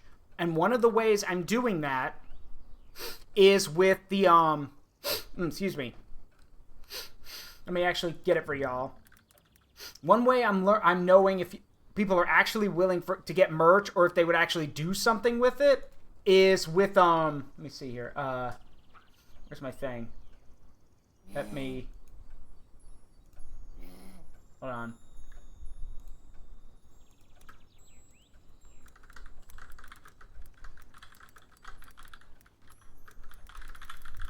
There we go. So what I'm doing now is I actually have let me put my hair back. Like it just popped up in chat, and like I just put in there, I'm an affiliate of Waifu Wares. They're that company I've told y'all about that supports small-time VTubers. They support me, they support Inu Kazune, they support a bunch of people. Now here's the thing. They're having a discount sale right now. If you go to their website and get anything from like a simple keychain to like an entire cart full of stuff, and you use my code Zaruk15, you get 15% off your entire cart, and then part of that part of that money will also go to me to help me out. But even cooler, the company has said that if enough people use that code, again, doesn't matter how much money y'all make for them, it's how many people use the code. If y'all use the code, then they'll eventually add me to the website. So we'll get like a Zaruk cup shaker cup, maybe a some posters, some keychains, little stickers, stuff like that. But the thing is, with other merch, I have to know that people are willing to actually spend stuff and use codes and stuff like that. Because people can say they want merch, but if they don't actually want to spend the money on it, then what's the point? So, with that said, there are the links. There's nothing of mine up there now, but Waifu Wares does support a ton of smaller VTubers, and if you buy their stuff, they get a cut of the profit. So, let's say you buy, let's say you've got a bunch of friends and you buy 4 shaker cups. Each one of the VTubers that you got a cup for, they get a cut of that profit. And then if you use my code and get 15% off, I get a cut of that profit. So, again, if y'all could help me out by going to that website and using that code, every little bit helps, and the more people use it, the better. So, with that, let's continue. All right, spiel and sellout thing over. So, yes, Renu, I know, no one wanted to hear that, but I had to bring it up at some point. So, you can grumble and meh all you want, but it had to be said. Sup, my fellow Enigma? Sup? I don't find you that difficult to comprehend, though. That's what they all think. How's it going? Hopping? Running? It's going... I see. Why? My tavern and I are doing well, but we were hit by a tsunami yesterday. I'm glad I can provide comfort to everyone in these trying times, but I also wish they were less turbulent. Boo. Spoken like a true politician. Commit to one extreme. No? What the? No? No, that is... No. I'm committing to honesty. Yeah, right. Good one. But a tsunami, huh? That's what that was. Cool. Sucks that I was busy playing around to Magic the Scattering.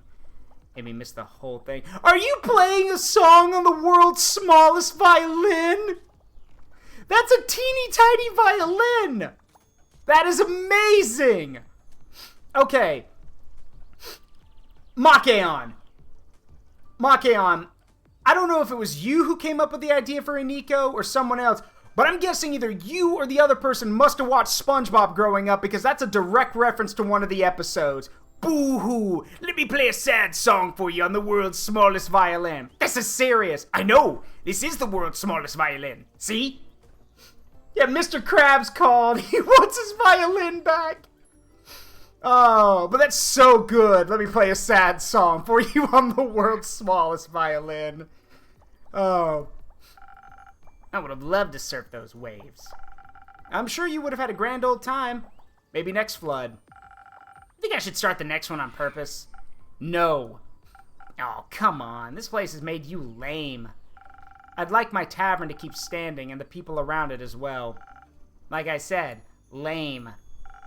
You got anything interesting to say? I have an interesting question. Shoot. Have you seen Melly anywhere? She's gone missing. Oh, that pocket-sized detective? Sure did. Several times, even. Were any of them recently? Would say so. I think the last time was 2 days ago?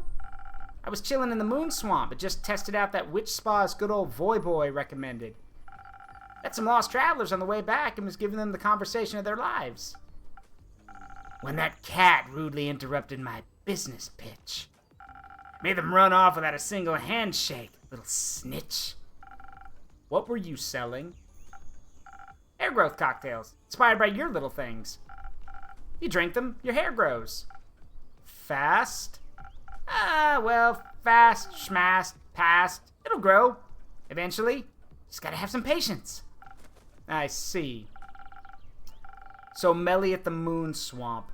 Where exactly did you see her? Iniko would be someone to beef with a child, about to throw hands with a kitten. God. On the way to the moon pools, duh.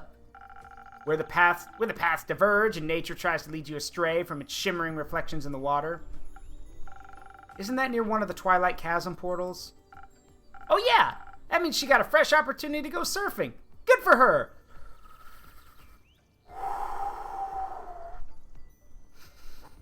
I know you don't give a shit about anything, or anyone, for that matter. Also, I noticed your fingers just turned into kittens.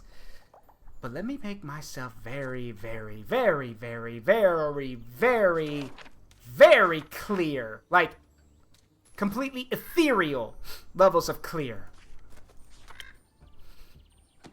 Changeling or not, asshole or not, if you make fun of any of my patrons getting hurt, or God forbid are responsible for any of them getting hurt, I'm gonna take those 2 cracks on your face and on your arm, and not only am I going to hit both of those areas repeatedly until they break apart, but then considering you're a changeling and could probably regenerate, I'm gonna make sure that both of those areas never recover, either by burning them so severely they never grow back, or smashing you into so many pieces that they'll think you are a broken art exhibit. Do not mock my patrons in front of me. We clear? If you got a problem, you can get the fuck out of my tavern. I refuse rights to serve anyone who's an asshole. Oh, his legs have cracks too. Good, then he can't get away. What a positive outlook on things. Always good to have one of those. After all, that matters in life. All that matters in life is Throw fun, hands right? with the child, and I'll throw you down the fucking well. Yeah, what he said. What George said. Always good to have one of those. After all that matters in life is fun, right? Yes, but if it comes at the expense of someone else's life or suffering, then no. Not that you probably care. I don't know about that. Life is full of many beautiful, important things. Not all of them are fun. They should be. At least for me. Don't care what you're up to. Speaking of fun, been wondering, you think I should explore the Twilight Chasm? Do you want to? Ish. Sounds exciting, especially since I've never been there before. They say it's just like Avalon, but reversed, with a different color scheme and all that. Do you enjoy Avalon? Sometimes. I haven't been home in ages. Let me tell you, as soon as those portals opened up, I was out of there. Running from pesky consequences? You got it! Why do I suddenly imagine Iniko doing that whole, and here come the consequences of my actions chasing me right now. I don't like these consequences I don't like these consequences chasing me right now. That's literally him. I'm wondering what a nightmare version of Gaia looks like. That's what they call it, right? Avalon's the dream, the Twilight Chasm's the nightmare, Gaia's like waking up. Really doesn't look too different from the Sealy Court, am I right? Couldn't tell you. That's actually a great animatic idea. I'm noting it. Good. Just make sure you give credit for me coming up with the idea. I mean, granted, I don't know where you're going to find the original audio for that. I'm pretty sure it's Deadpool running away with Captain America's shield. But, yeah, just go for it. I want to see that when you're done, though. I want to see that. So you claim, but I know a fellow scam artist when I see one. In the mirror? Oh, you think you're funny, don't you? Well, you're hilarious. High five, bud? No. Bummer. Anyway, with your obviously non-existent, only hypothetical plane traveling experience, you think I should take a trip down to the horrors of memory and melancholia? Yes, I think you should. Get the fuck out of my tavern and never come back. Sounds very exciting. I'll just have to finish all the other stuff in cosplay. Oh, you're cosplaying! Nice! Very nice. Maybe hey, maybe someday you'll come to Dragon Con. I'd love to meet you at Dragon Con.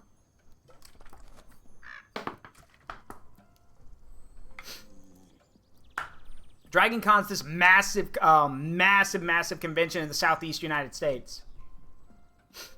The Southeast United States, Makian, it's every September. Late August, early September. And it's enormous. Like, it's the biggest thing in the Southeast. It's basically Comic-Con for the Southeast. Oh, you're in Europe, I forgot. Right, sorry. I want to do Carolyn now. Okay, I want to see pictures of that, because I'm curious how you're going to do Carolyn. I'm not seeking any answers. I already know what I want. Then maybe you'll find the right questions. You're so weird. You know that, right? Coming from the Changeling. That makes two of us. Hey, crazy bride guy. Oh, without the fur. It's summer. Preach. I went to Dragon Con one year as a witch hunter from Warhammer Fantasy. I went in a full, like, witch hunter style outfit, complete with leather jacket, leather coat, boots, everything.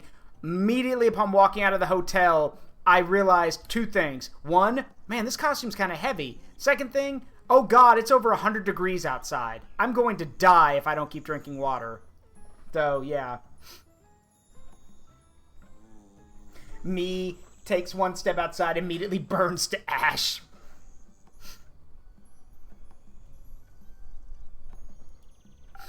You got me there. Fascinating advice, Innkeeper. If I cared more, I'd probably say it says something about you. I mean, I did say it, so... Luckily for you, this is already boring me. Then how about a drink to keep you with me a little longer? We're on the same wavelength today, dude. Yeah, hit me with one of those. Something fast so I can rush to the waves when they return. I'll mix up something real quick.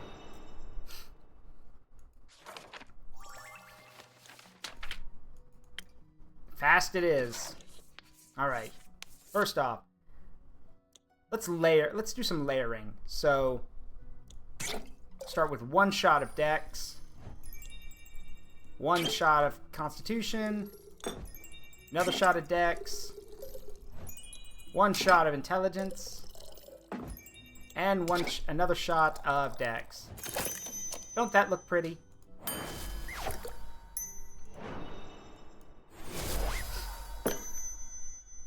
Fast and mischievous, just like you. Sick. This is lit. I'll give you that. Thank you. Hi, Baya. Welcome back, Baya. Thank you. How was your road trip? It was good. We stopped by my spa and did mud masks. For those who weren't here last week, Baya actually went on a road trip with the characters from Monster Prom, from the road trip part of Monster Prom. And honestly, I made the remark that I hope in the next or upcoming Monster Prom game, we see Baya as a cameo. I want to see that so bad. Did you help them find a way back home? Yes. The forests were lush and green. We didn't find any sleeping people, but we ran into a group of meerkats in a rug, engaged in a conversation about taxes. Is that a reference to something? That's oddly specific. A group of meerkats in a rug engaged in a conversation about taxes. Is that a Monster Prom reference, or... Huh. I feel like that's a reference to something, and if not, it's still a funny joke. The nice ghost even gave me her sunglasses. Is it a reference to Aladdin? A group of meerkats in a rug talking about taxes. It could be a reference to Aladdin. That's so cool. What else is up? The sky and the sun, but no stars. And some trees? No. Trees are in the middle. Not to an ant. Ants. So cute. Do you have any ants? Not on me. And you, innkeeper? Any ants?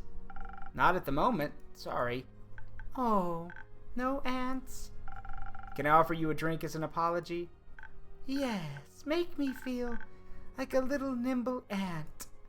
Ant potion. Got it. Let's see.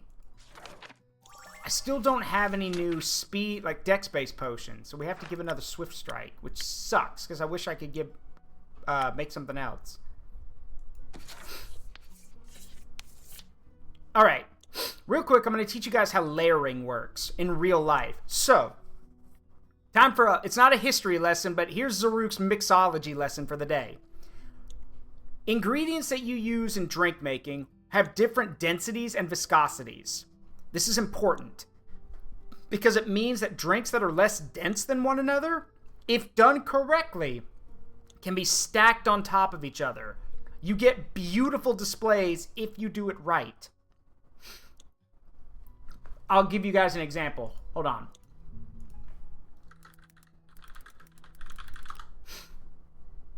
Let me show you.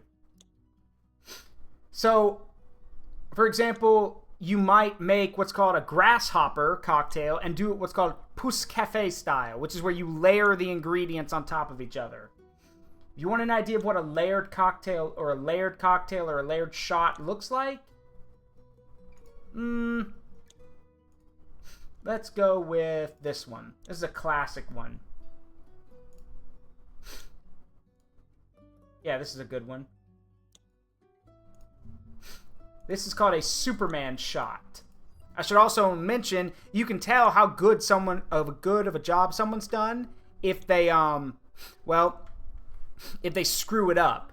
Because when you're layering a drink, if the drinks actually start like mixing with each other, like they're still separate, but if you can see wisps of the drink mixing with each other, it means you screwed up. So I'll show you. Here is what layering looks like. If done well, layering is actually one of the most beautiful things you can do with drink making. It is hard.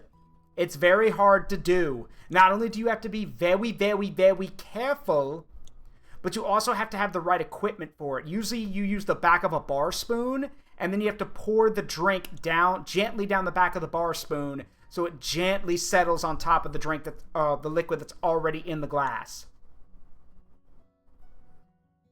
But yeah, this is what drink layering looks like. And you'll basically go with the densest stuff at the bottom and work your way up to the stuff at the top. It's very pretty, but, you know, usually you only do it for small drinks because you can do a lot of them. Like, I think you can, I think I've seen someone stack up to like 6 layers of something. But by that point, like, that's just to show off. Like, at that point, just mix it all together and make my damn drink. Like, oh, I've got a good example.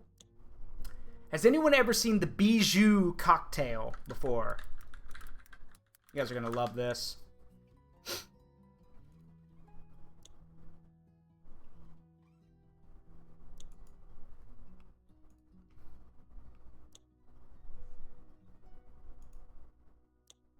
So, the Bijou cocktail is named after the 3... a Bijou cocktail shot is usually named after the... well, at least how I learned about it. It's named after the... Bijou means jewel, or translates to jewel in English. So what you end up doing is each of the colors in the drink represent the 3 most valuable gemstones in the world. So, I'll show y'all. So this is what a bijou looks like. You have a ruby red at the bottom, an emerald green in the middle, and then a crystal clear diamond white at the top. This is a bijou cocktail.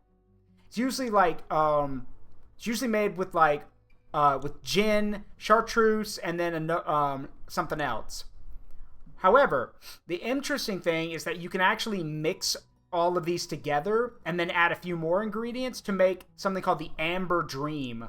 Because you see, and again, I did learn this, I should probably confess, I learned about this trick from an anime called Bartender, but basically the bijou is the 3 most important the 3 most valuable gemstones in the world. If you mix, hey, Joliko-san, thank you for the follow. Welcome to the Forest of Memories. I'm Zaruk Windcaller. Please make yourselves at home. We're talking mixology right now while I'm playing Tavern Talk. How you doing? How'd you find me? It's a pleasure to meet you, and please make yourself at home. So here's the deal, like I was saying about the bijou cocktail here. If you mix this, these 3 colors together, you get a brown amber color, and with that, you can then mix in a few more things and make a drink called the Amber Dream, because these 3 colors represent the 3 most valuable gemstones in the world. But amber's not a gemstone. Amber is fossilized tree sap, but amber represents time. Time itself is the most valuable thing in the world. So in a way, a dream in amber is a dream of time, the most valuable thing of all. So yeah, mixology's always cool. You learn a lot of cool things by learning about it. You also learn about a lot of cool drinks and other things that you wouldn't normally learn about. So, you know. But that's just me. I don't do it much anymore, but I still have all my drink equipment. So, I'll get back into it at some point. Anyway, let's see. So yeah, Swift Strike. So, let's see. 1 shot of Intelligence. 1 shot of Constitution. And then 3 shots of Dexterity. There we go. 1 Swift Strike.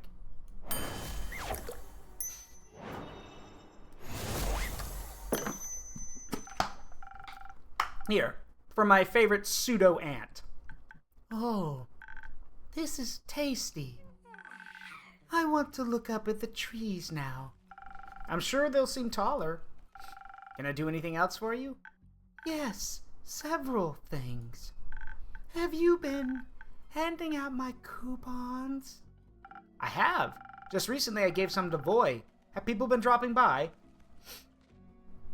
Hey, Zaruk, found you through the Discord of Tavern Talk. I'm thinking about getting the game. Looks so good. Are there different endings do you know? I'm looking for good replay value. I do not know if there are different endings. I've heard there are, but for me, the main thing I've heard that can change is when the characters come and take quests. If you give them the wrong set of drinks, the quest will still be completed, but you'll get kind of like a pseudo bad ending for the quest. My guess is that maybe something goes wrong. Maybe some of the characters don't come back or learn the lesson they need to. That's the whole point of the game, I think, is to make sure everyone learns the lesson they need to or gets the right experience for what they're going to do. And yes, Jaluko Makeon is one of the artists for the game, so they would know 3 endings and a hidden one. So yeah, there you go. There's your answer. But do get the game. It is super fun. I love all these characters so much. They have, and they're really nice. The mud masks are the most popular, and the flowers. Grace said my flower bracelets are her favorite. They must be gorgeous. Even child beefing. I can't say that I hate him because I can't hate a potential customer. So I will tolerate him. I've seen much worse characters. Like, gosh, what's his name from Fable 2? Raven? I think it's Reaver from Fable 2. He's way worse. Iniko just rubs me the wrong way with how he just doesn't care about anything. Thank you, Reaver from Fable 2. Yeah, Reaver's a dick. Like, Reaver is a monster. No holds barred, a dick. Like, unapologetically, unremorsefully awful. And even after you save his life and do all the stuff you need to do to, you would think maybe he'd realize the error of his ways. No, he's still a prick. He's still an asshole. Oh, God, what didn't he do? Okay, short version, Reaver is... Super short version. Reaver is one of the chosen heroes for Fable 2, even though you're the main character. And, God, is he a... Yeah, that's the main thing. He shoots people for no reason. He didn't like the way an artist was doing a drawing of him. He shoots the artist. He doesn't like the way the sculptor was doing a sculpture of him. He shoots the sculpture. He doesn't like you coming into his room to talk to him. He shoots you, giving you a game over. And worst of all, most damning of all, at the end of the game, when you are facing off with the final boss of the game, it's not really a boss fight, but when you are basically talking to the final boss, you have the option of killing him. If you don't, and mind you, this boss for the second game, everything that's happened to you, every horrible thing that happens to you in Fable 2 is this guy's fault, is the antagonist's fault. If you don't shoot him or kill him, Reaver pulls out his gun, shoots the guy, and then has the gall to say, "Oh, I thought he'd never shut up. Oh, I'm sorry, did you want to kill him?" He literally kills the final boss, denying you your right of justice. And then in the third game, because he's still fucking alive in the third game, he becomes the head, he becomes a head of the industrial age and believes in, he's basically a hyper-capitalist. He believes in child labor. He believes in no kind of safety restriction. So no such thing as OSHA. He believes in destroying the environment for the better of the economy and the betterment of mankind. Like, he is an awful person. And you can't do anything to him.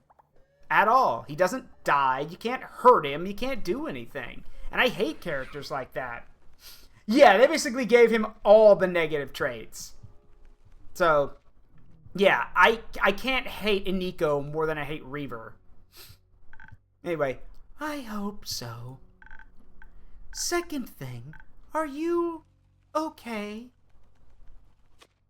I am. To be honest, I feel a bit distraught. The other day really did a number on me. I'm trying to stay positive, but I can't say I feel the best. Oh no, that's awful. Do you want extra coupons? Or flowers? Flower coupons? I think your company will be enough. Oh, Nice. But what about lotus flowers? I brought you some, in case I needed to cheer you up. Oh, for me? Yes. They are special flowers. I've heard they're Ur's favorites and they bless you with their protection. They also make you feel nimble, like an ant. Thank you very much, Baya. Lotus flower. Morganite lotus flowers, also rumored to be Ur's favorite flowers. This specific kind of lotus can only grow under perfect conditions, but once it does so, it blooms with celestial radiance. It took me a while to notice just what kind of fruit they eat. It's a lotus, it controls your mind and never lets you leave.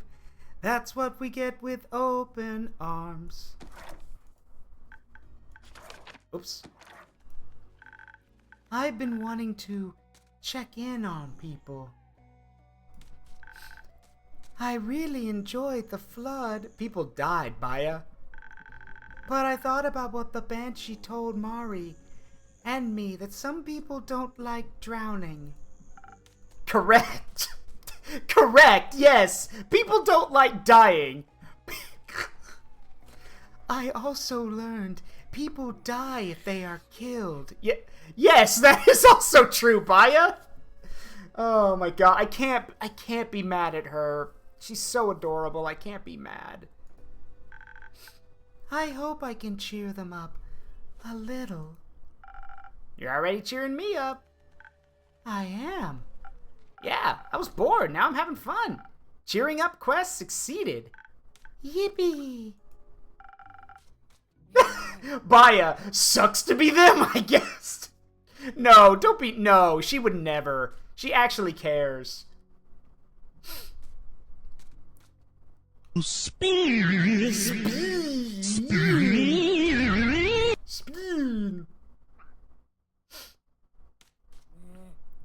I also have some questions. Anyway, how you doing, Fox? Ask me. Have you seen Melly anywhere in your swamp? The small cat Vukakin. She might have been investigating your flowers. No, I didn't see a cat anywhere. But I was very busy tending to my sniffling willows. They need a lot of love. I see. How's your swamp doing? Good. It's so wet now, and there are so many new interesting critters and plants. What kind of plants? Those with teeth? Some have teeth. Some have eyes and spikes, and haunting spirals of long-forgotten mistakes. Sick. I gotta check those ones out. They're nice. They speak just like little horrible birdies. Wait, I have the perfect sound for that. I know exactly what that sounds like. I know exactly what that sounds like.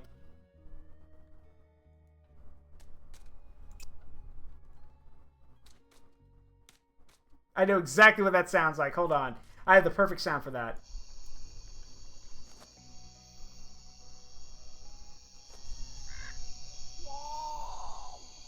Can y'all hear it?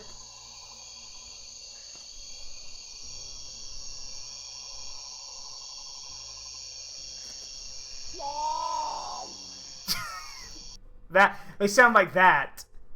That's what they sound like. They speak just like horrible little birdies. Well, this is the most horrible little birdie I can think of.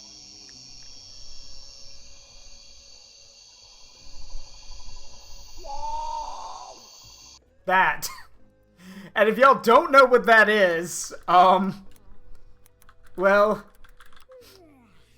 let me show y'all. If y'all don't know what that is,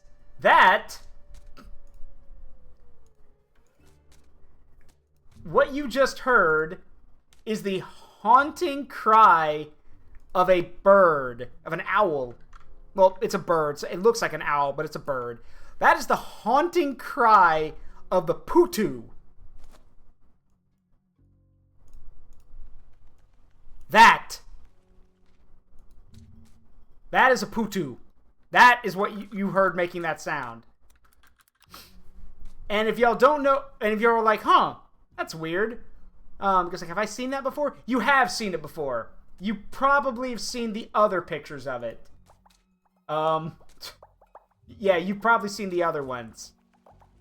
That bird. Oh wait, Makeon, you haven't seen the best part. See, that's a young version of the bird. I'm pretty sure that's the young version. Let me show you what the adult looks like.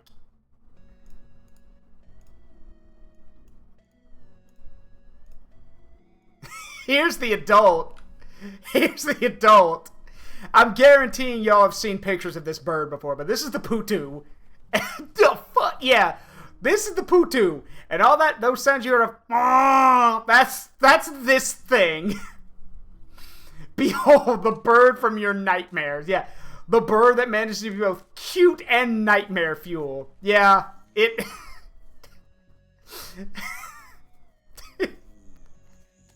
Oh, boy. Yeah, so... That bird, the bird that's a... Yes, it is a living meme. Yes, it is. It is a living meme. Yeah, that bird has seen some stuff. Yeah, it has. How does it look like? I don't know how it looks like a living cartoon. It just does.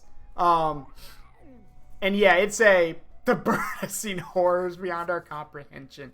Yes. So that's the Putu. And it is a silly, silly Muppet. Yeah, it does look like a Muppet. It is a silly, silly bird. God. It's so funny. Just another one of those things. It's just another one of God's creatures where you're like, what in the hell were you on? Or what were you smoking?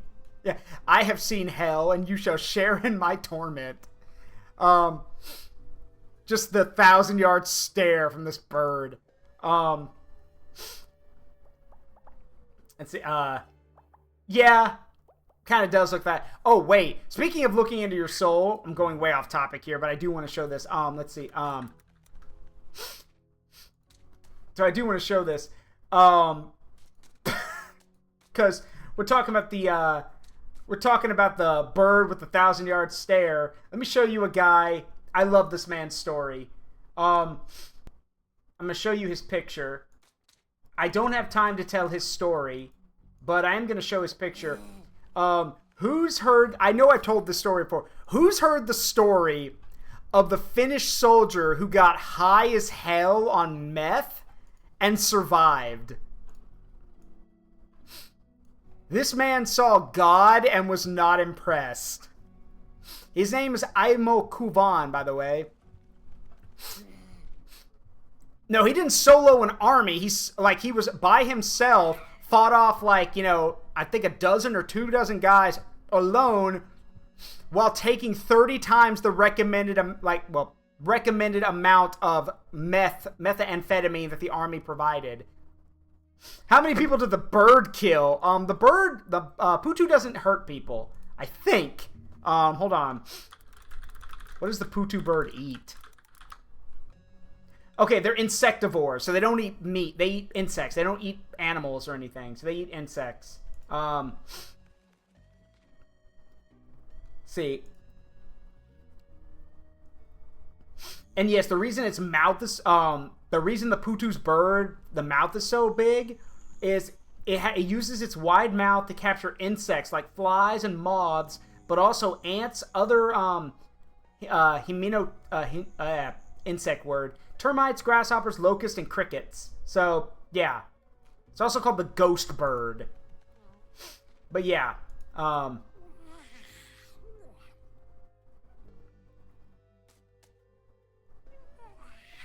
oh right.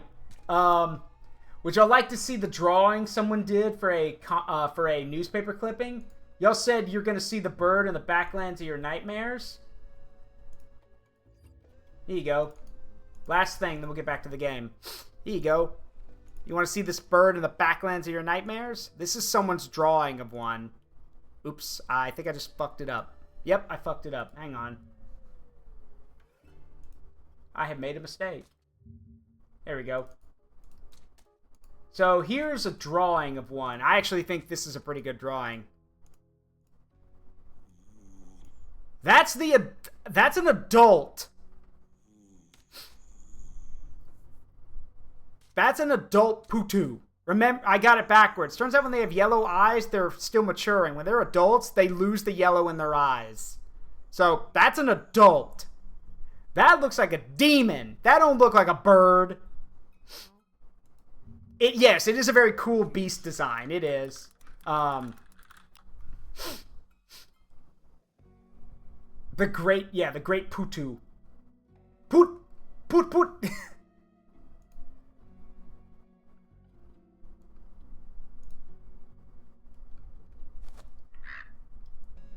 God, this bird. You're relish it while you're. Yeah, I first learned about the Putu because I always thought it sounded like Putus, but no, it's It's Putu. But yeah, that's what they look like. Creepy little things. You're one of those people who can talk to plants? Yes. How are they doing? The plants, I mean. Depends on the plant, but they're all very loud at the moment. They love the water. They hate the water. They complain about the onslaught of the undead. They're ambivalent about the water. What was that? Ambivalent.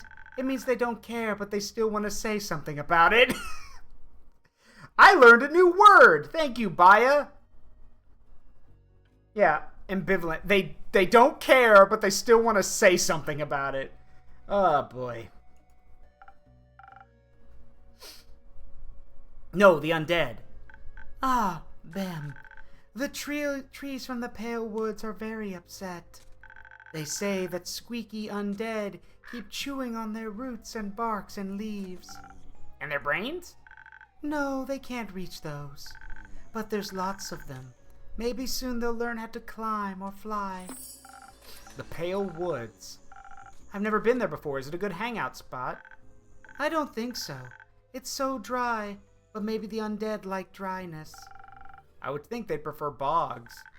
Everyone should. Agreed. Hey, Baya, can you show me those Twilight Chasm plants? Would love to taste test them. Yes. But you have to help me hand out coupons first. Do I have to? Please? Ugh, fine. But only because I'm getting bored again. Hooray! And please, keep handing them out to people who need cheering up, innkeeper. Including yourself. Will do. Have fun, you two. Thank you.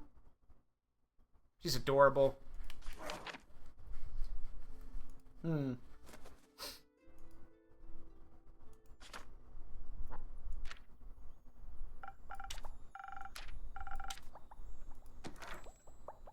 Hi, Fable. How's it going? All fine and dandy? All fine and tired, actually. Tired. Actually, not so fine. How come? Well, the city's a mess. So is the Grove and Themis and Trigarin. We still don't know exactly what happened or how. There's the undead problem not too far from us. Carolyn said it's pretty grave. And no one has seen Melly in days.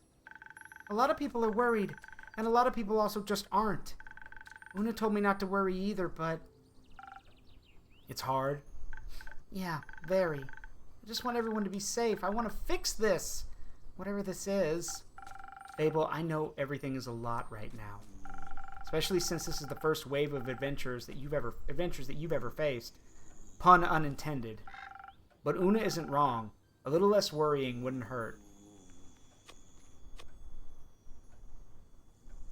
I'm sure it's not... No! Enough of this. I'm sure someone else will take care of it. No! I'm sure it's not as bad as it feels right now. Sure, it's unpleasant. But worse things have happened. And we've always been fine. Maybe it's just nature. Or the dragons are craving change. There's nothing we can do about it. There's always something we can do. You taught me that. Sometimes things sort themselves out too. It's quite pleasant to wait occasionally. I just wish I could do more. I understand. How about a drink? That's something I can do for you. Not right now, I think. Hey! You look... Stressed? Stressed? Why? What makes you say that? I'm good. I'm fine. Everything's great. What's wrong? Nothing's wrong. Everything's awesome. If you're saying it like that, something must be terribly wrong. How about a drink? Little help for telling us what's going on? Sure. I'm with telling. If Melly's gone, I'm gonna be mad. I'm going to be very, very, very upset.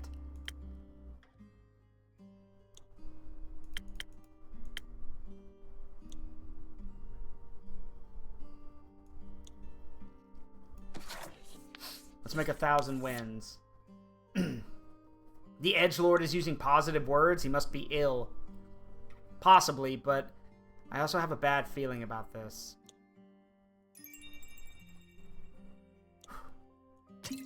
Two shots of Constitution. And then... Or sorry, 2 shots of Charisma, and then 2 shots of Constitution. 1,000 wins, coming up.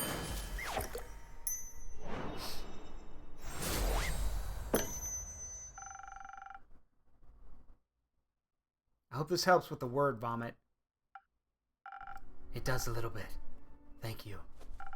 Anytime. So, what happened? Nothing really. Much. At all. I was just taking a stroll. Trying to find Melina. Checking in on the people Fable asked me to check in on. Thank you for that. Yeah. After you helped calm me down last night, I'm glad I could help. So I was, you know, taking a walk around the outskirts of Themis. A walk is good, right? Right. So good I even came across new people. A lot of them were echoes. Did you talk to them? Of course not. I expected nothing else. That's peculiar, though. There aren't a lot of echoes on Gaia. There are now. Apparently the flood brought in a lot of primordial refugees. Not everyone's comfortable being submerged in water after all, and they say Leviathan's plane is a mess right now. Oh, I hope everyone has a place to stay. They're looking for places, for sure. Some merchants are even offering them rides around Fisoa and beyond. Like to Borkum, for example, which they advertise as the perfect vacation spot. It is. It's right by the Fisoan Wadden Sea. Yes, Renu. Yes, and it's also very popular with travelers and retirees. I believe Una lives there currently, when she's not bothering me and my tavern. Awesome. Bet it's great there. Bet you can relax like nowhere else. What's going on, Kumo? Nothing.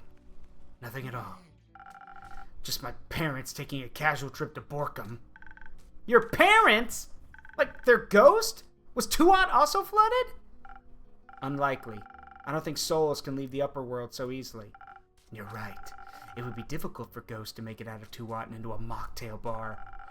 But being Guy and tourist is a lot easier to do when you're not actually dead! Oh no. Oh no.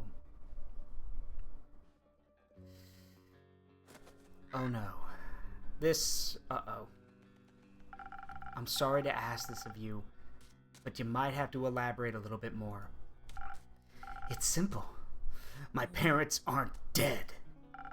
I saw them with the merchants near Themis, booking a carriage and an all-inclusive boat journey to Borkum. They were going on about how they had a positive outlook on having to leave the primordial sea. How it was like a free vacation, a blessing in disguise. Good for them. But didn't you see them die? No. I just saw a burning village. I couldn't find them anywhere. That foolish conclusion was all mine. So they didn't die, they just... left. Yes.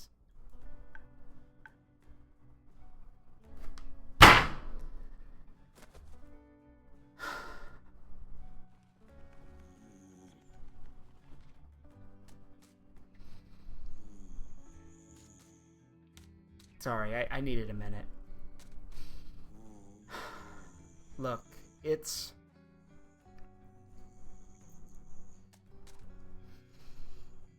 I don't know. It's not fair of me to say, because I don't know what kind of parent I would be. Lots of people, Amina included, have told me that I would make a great father. But father or not, husband or not, child keeper or not, I know for a fact that if my child was missing after something like that happened, I would spend every waking hour I had looking for them. But they just left.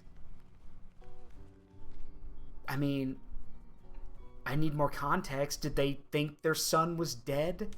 Did they write it off as if he was gone and they just decided to move on? Did they keep looking for him after everything happened? Or did they just shrug and say, oh, well, he's gone. We can just move on with our lives? I don't know if they abandoned him or they just didn't know he was gone. But they didn't look for him, that's for sure. Yeah, after the fire, remember, y'all, he came back after the fire had already happened. And he stayed in the village for a few days till someone found him. They might have left thinking that, you know, again, who knows? I want to give them a benefit of the doubt. Maybe they thought, you know, he'd gone somewhere else and they went to look for him. But, I don't know.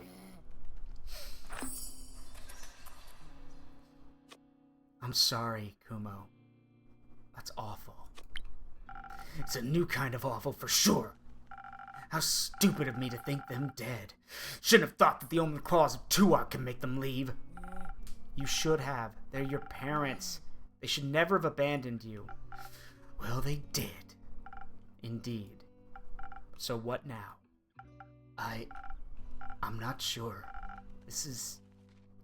I don't know what to do. Do you want to talk about it? No. Not right now. Kumo, maybe... Anyway, have you found Melina yet? Not yet, but Iniko saw her last at the Moon Swamp. What? About 2 days ago. But there's a Twilight Chasm portal there, where the dragon-cursed flood started. Indeed. Did Baya see her? No, she didn't. That's great. That's awesome. That's even better. You've said awesome an alarming number of times. Because this is all so awesome! I'll keep looking for her. There's not a lot you can do without leaving your tavern, except... Innkeeper, please. I beg of you. Put out a quest to find Melly. Right now, I need to figure out what to do about my parents before they disappear again. I don't know how much time I'll have. She needs to be safe. But I can't go myself. We need to find her. Please, help me find her. I don't exactly have enough information yet, but I'll make sure to find out more and make a quest. And I'll put it up immediately. No, I think he would take it regardless, so I'll put it up immediately. Thank you. I hope someone will find her. We will. I promise you. Show love 100. Hello my love. Hi, Amina. Hi everyone. Hype love 1 Zaruk George Zaruk Hug. Show love 100. Hello my love. Hi everyone. Hype love 1 Zaruk George Zaruk Hug. Hi, Amina. You came in at a interesting time. You missed me getting emotional as Kumo here, who found out his parents aren't dead. So he's having a bit of an emotional break. Thank you for the care package. Also, I don't know if y'all could tell, I put a little bit more inflection of that. I actually got myself about ready to cry so I could add a bit more inflection to those lines. So I hope it was noticeable. I believe you. I have to go think. Good luck with that. I'll see you soon? Yeah.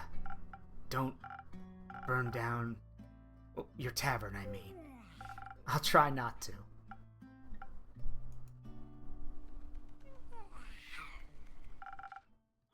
Someone's worried. Of course he is. Do you really think Melly's okay? I do. She's smarter than anything she could encounter. I trust her to take care of herself. I do too, but still... Yeah, Melly, our lovely feline detective is missing. Kumo's parents turned out were not dead, but were abandoned him. At least he thinks so. So yeah. Lots happened.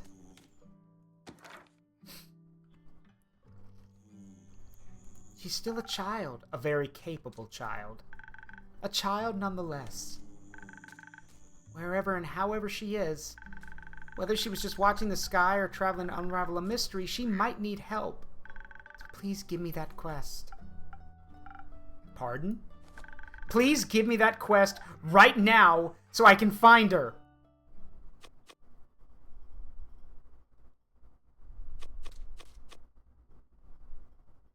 Fable, it's not done. I can't. That's alright. I already know both of the rumors, and I know Melly well.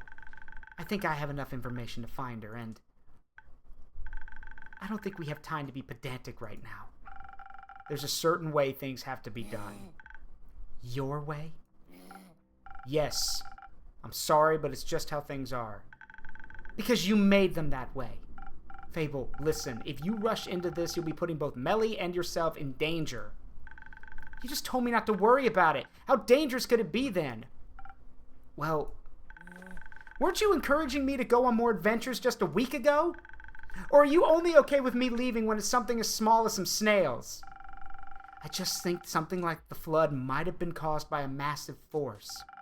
Whether worrisome, purposeful, or neither, it's certainly not harmless. And you don't have a lot of experience with adventures like this. Or with different planes. What if she's in the Twilight Chasm? You need to level up before you stand a chance against true nightmares. Maybe we can get another quest from the farmers. Their fields must have taken a lot of damage. Kumo needs cheering up too. Don't patronize me. I simply don't think you're ready for this one. Why are you being like this? You always say I should get out of my comfort zone. You encourage me to change, to grow stronger and braver. And now that I do, it's suddenly wrong? I'm not saying it's wrong, I'm saying the timing isn't right. And why do you get to decide what my timing is? Because I don't want you to die!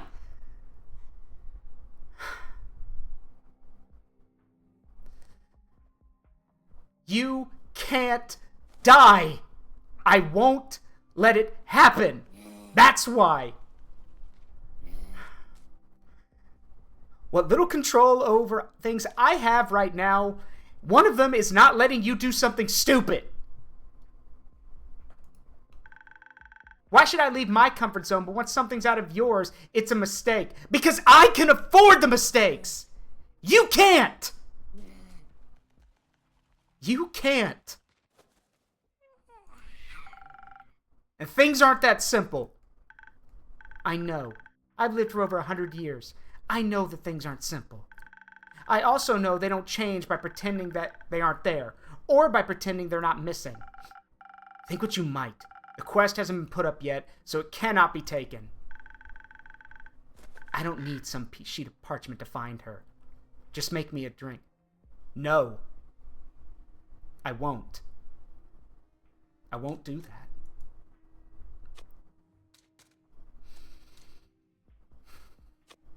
No. No?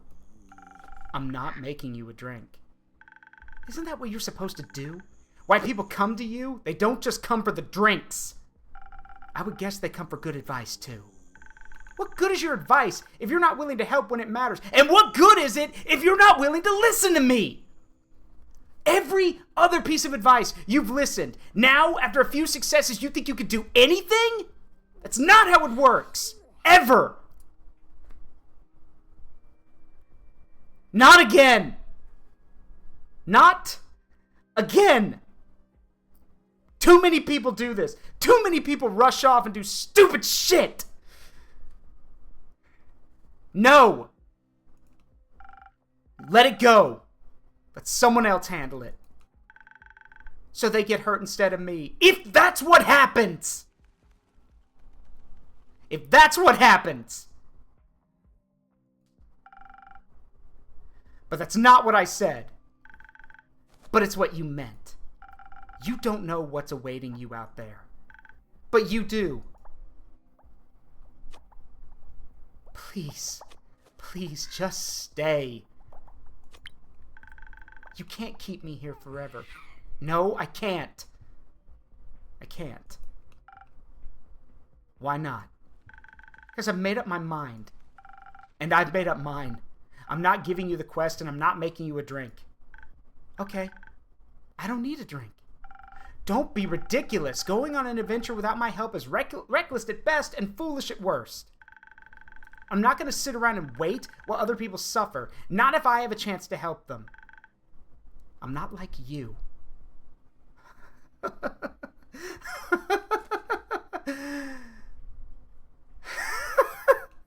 A reminder that this is a sign of good characterization and character development if they're evoking such reactions out of people like Saruk. You fucking stupid child! No! You're not like me. The person who's not allowed to interfere, who day after day after day is trapped in this purgatory and has to watch as everything goes on outside. Everything. I do everything that I can to help. And now, right now, you are not only ignoring what I'm trying to tell you, but you are blatantly telling me to my face that you're okay with doing something stupid and totally okay with dying. And now you tell me that you're not like me because you want to help people.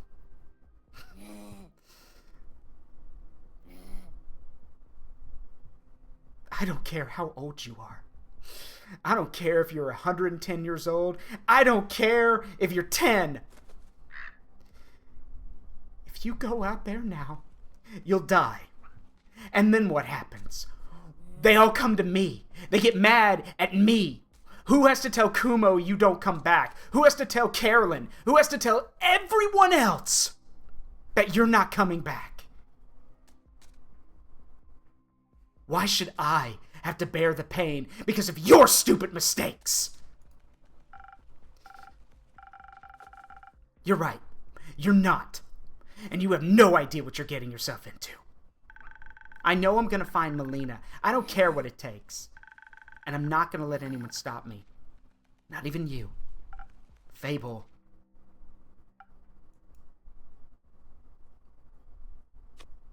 I should have been more honest. After all, they've always been honest with me. I just explained everything to them. And now they're going to run toward their doom just because I can't. No. I don't want to think about that. Not sure what to do with those rumors now. Guess I'll just hang on to them. Well, better close up for the day. I really, really hope I didn't just screw myself over and got a bad ending. I do not want them to die.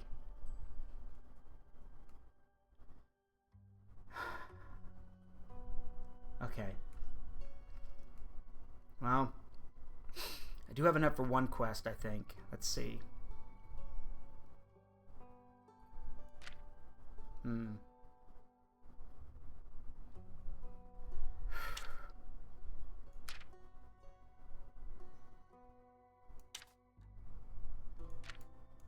Which ones to use?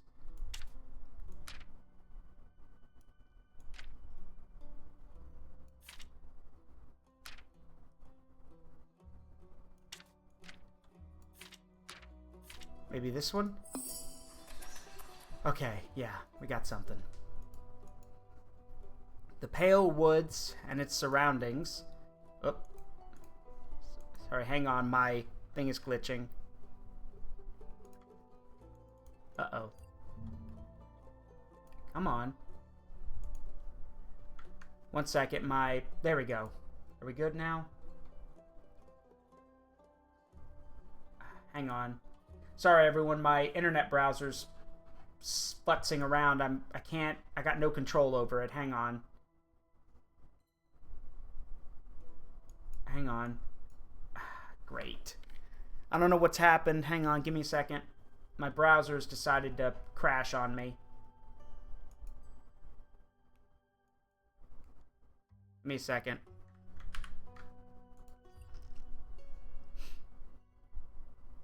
Okay, we good now? Alright.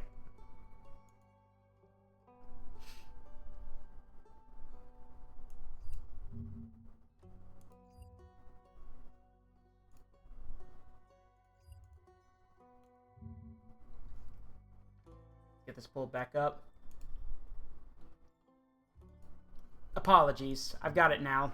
For some reason, like, I wasn't able to, like, control my... I wasn't able to check the stream. It was, like, locked up. We should be good to go now, though. At least I think so. Yeah, we're good now. The Pale Woods and its surrounding areas have been plagued by the undead lately. First, undead snails scavenging crops and humanoid cadavers gnawing away at the forest itself. The local plants can't catch a break, and no one knows why they suddenly hunger for the local flora. Some brave adventurers, preferably experienced with the ex-animate, should look into this.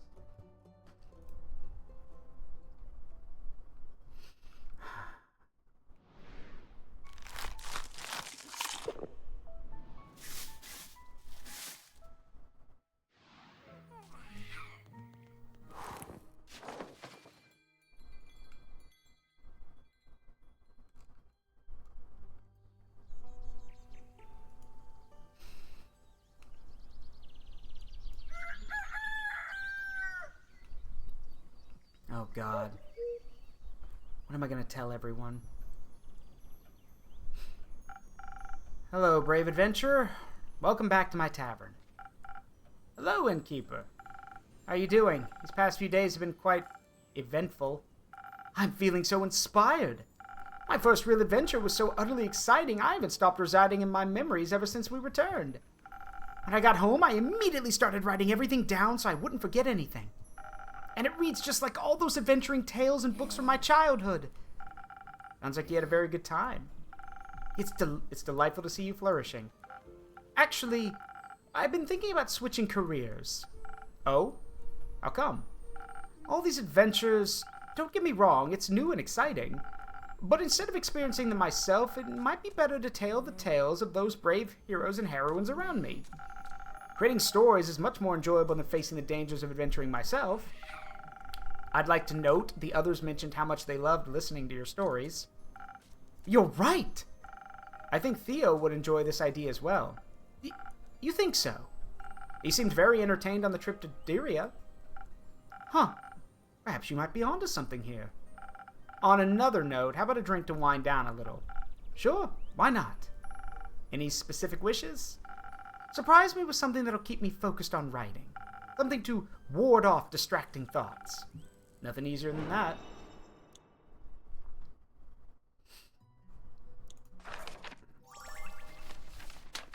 Also, I apologize if I got a little too into that scene with Fable. I'm a very, in case it wasn't obvious, I'm a very protective person, but I'm also very willing to call out bullshit when someone's acting irrationally. And she acted very irrationally. But what are you gonna do? If she dies, sorry, if they die, I'm gonna be very mad at myself. Also, I screwed that up. Andu? Thanks, buddy.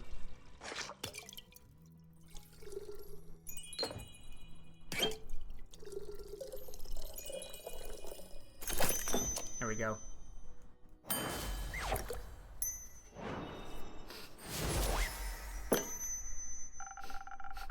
I'll be real with you guys. I'm honest. I'm always worried that someone is going to come to one of my streams, see me doing, like, getting really into the game and everything, and then someone, like, you know, either deciding to roast me or make fun of me for getting too into a game. That's a fear because God knows people don't feel the way I feel when games are happening, so you never know. And then there's also the idea that someone will take the audio and make something out of it, and if that happens, I will be flattered and very embarrassed, but I would also be thankful about it because I want people to see that there are games out there that can get you immersed in them. And I was having quite the experience, shall we say, with Fable right then and there. So anyway, would you expect them to lean back and not help? No! No, of course not! No! Like, that's why I was saying, like, I would do something, but, like, at the same time, I was trying to, like, tell... If it were me in the innkeeper's shoes, I would be like, okay, calm down, hear me out. Like, and I would rationalize, like, we don't have enough information right now.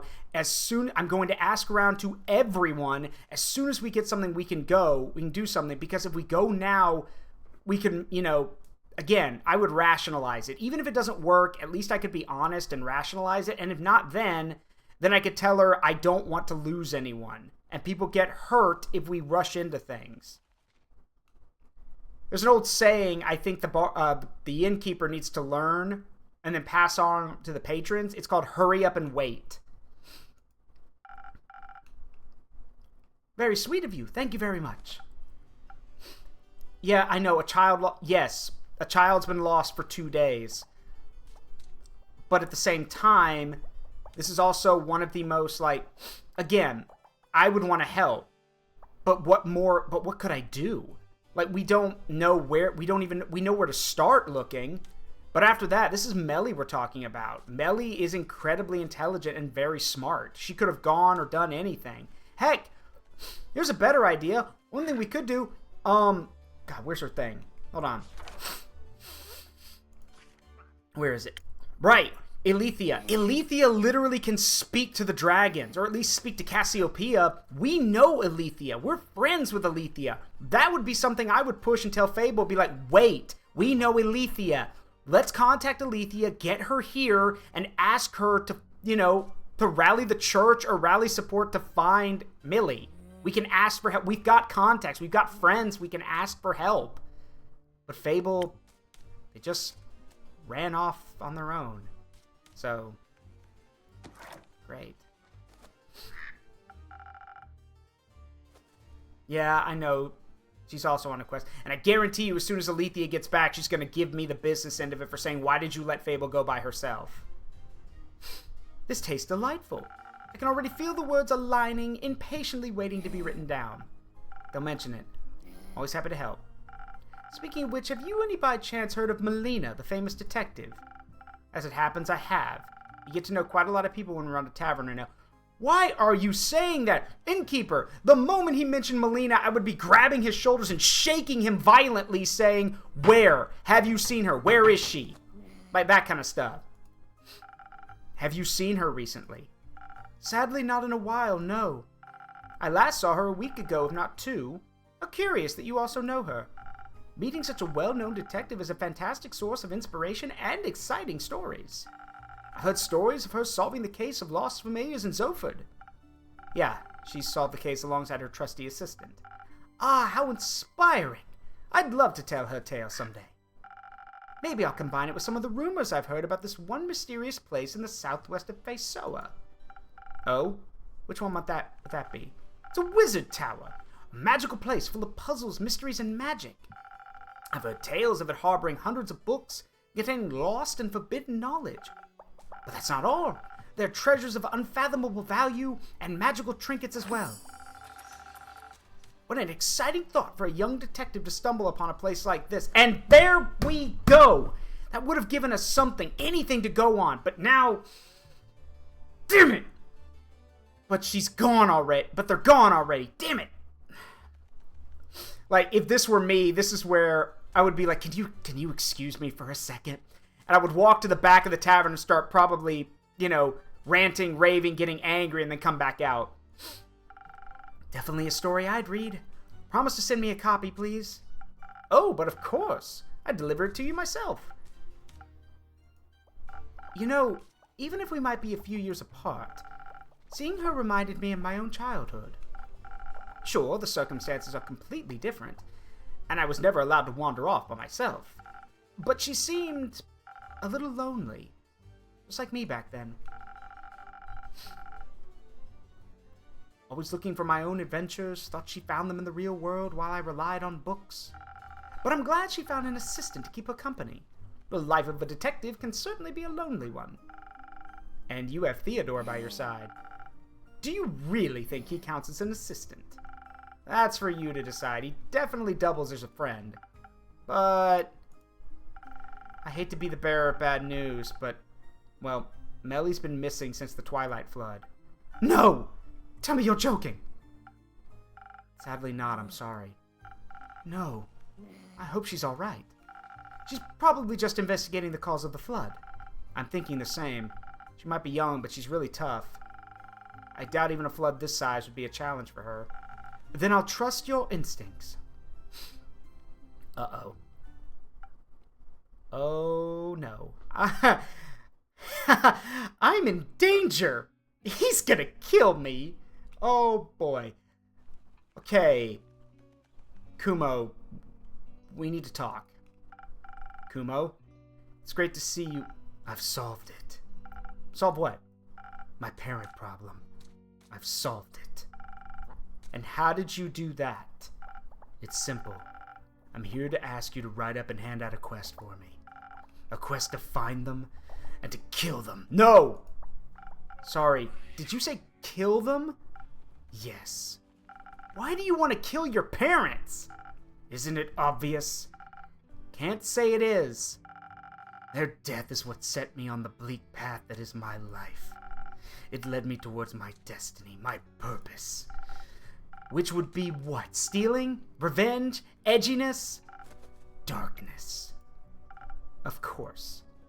Now that they're back, it's messing up my purpose. Aesthetic purpose. Right. So I must take destiny back into my own hands. Why not talk this through instead? Talking doesn't solve anything. Bullshit! You... Alright. Get the thing. Get the thing. Where is it? Where's my thing here? There. There we go. Now I'm going to keep that there because apparently you need a reminder about things. You have talked through all of your problems up to this point, except the one with the vampire, but that's different. And now you have the balls to say talking doesn't solve anything. Might make you feel a little better and less murderous? No. I must embrace who I am, and for that, they must die. So please, a quest. Have it done quickly. As you wish. I'll set it up for you. Thank you. I'll leave you to it. Before you go, how about a drink for the road? Maybe one that'll have you talking about something other than killing your parents? Yes. I shouldn't allow them a warning, so I must be deceitful about my feelings. See what I can do for you. Alright. We can take that down now. I love my anti-edge pick so much.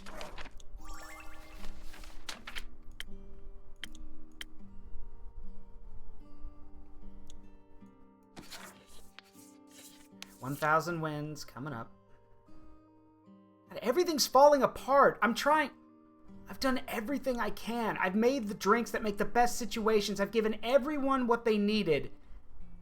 And it's all still falling apart. Is it me? Like, what more can I do here? Am I the problem? What does everyone want from me at this point?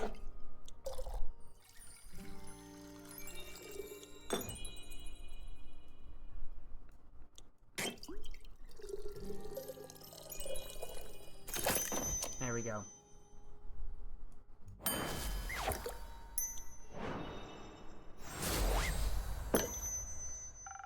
Maybe this will help your heart a little. It feels nice. Really warm. Like a hug. Do you need a hug, Kumo? I need to go. Oh, for Pete's sake! Come on! I'll literally walk out from behind the bar and give you a hug. You deserve it. Stay safe out there. Sure. And, Kumo? Yes. Have you talked to Fable? Yesterday, yes. They left to find Melly. And you didn't stop them?! I see. Good luck with your parents. I don't need luck. I need vengeance.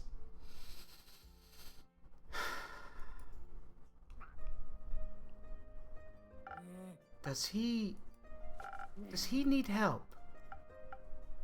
Do you want to help them kill their parents?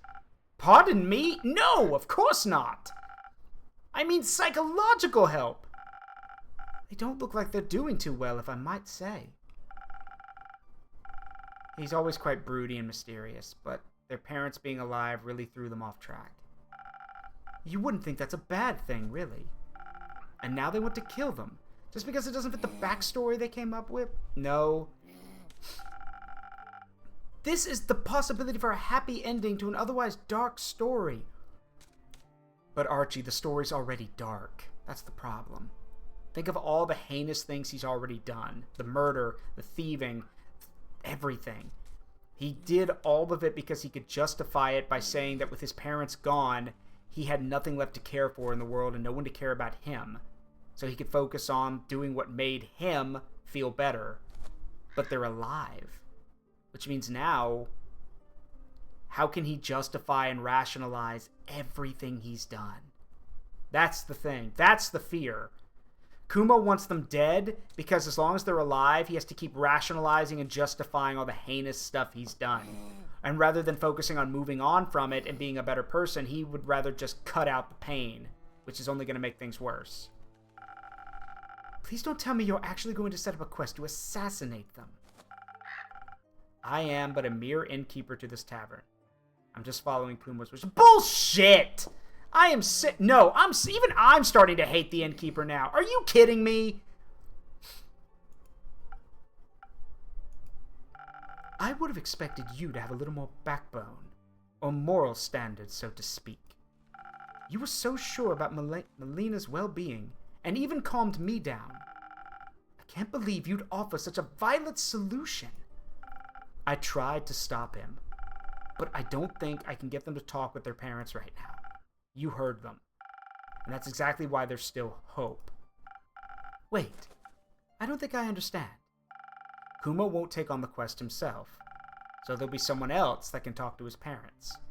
That sounds like a very questionable plan, if I may say so. It'll work out. I'm sure of it. Most likely, it won't be a very difficult quest, especially not if you know your way with words. As a nobleman like you would, for example. Oh! Well, I'm still certain this isn't a quest for me, even though I could probably do it. What if the solution actually escalates into violence? I wouldn't know what to do. No pressure. I just wanted to make an offer. Do you want a different quest, then? Weren't you listening? I don't think I want to be an adventurer anymore. Hearing Kumo just now has amplified my doubts. I never want to have to kill anyone ever again. Being a murderer is not how I envision my life to be. Of course not. But I also don't know in which direction my life is headed from now on. My heart is still so full of excitement after my last adventure. This might only be a tale, but there's this place of infinite knowledge. Oh? Are you by any chance talking about the subterranean caves on the plain of Ur? I've read so many stories about them. A hidden yet wondrous place. Though I really doubt a guy immortal like me could even walk there. But I've heard you can get there through the Twilight Chasm. Innkeeper, do you think it's true that there's a portal to Ur somewhere in the Twilight Chasm? Well, maybe. This world's full of wonders, after all. And since the Twilight Realm arose from Ur's dreams, I'd say it isn't completely unlikely. Just thinking about the caves makes my heart beat faster and my fingertips itch. I want to get that looked at, bud. Maybe I should write a little story about them. Time to write down some keywords or I might lose my ideas. You know, I don't think you need Ur to lead you. Your heart already knows what it wants to do. Do you really think so? Yes. Quite obvious, actually. How about you go write down those keywords now? This might already be an upcoming bestseller. Oh, you really are a sweet talker, aren't you? Thank you for your advice. Goodbye, innkeeper. Till next time, Archie. Just slide down behind the counter. Head in lap. Oh, boy. Good evening, Carolyn. Evening. Has boredom already caught up with you again? It's always on my trail. Guessing this quest is still free? Not for much longer, it seems. Haven't had enough of the undead yet? I got practice with them now. Might as well make some use of it. Fair enough. I thought you'd be looking for Melly instead. Can't say I'm not worried about the little gal. But Fable's already on it. I trust him. And I trust Melly too. Come back, I mean. She promised me we'd see each other again soon. I'm learning to believe in people's words. You should too.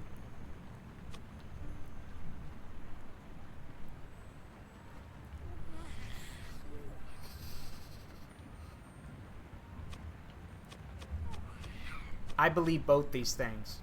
Trust is a hard thing to give people when you've been hurt a lot in life. And words, many times I've told people, there have been literal times where people have given me things, like told me things, and my response has been, I've literally told them, good words, now show me deeds. I do, but trust is a scary thing. Everything's scary if Fable's to be believed. Might as well pick the fun horrors to commit to. Like the undead. Exactly. I also gotta check up on my cousin. Those undead snails are sounding a lot more concerning right now.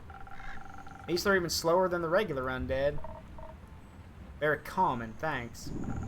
Want to take Archie along? He might be the calming presence you're seeking. Under no circumstances, no. What if you get bored? He's very good stories to tell. Shut up.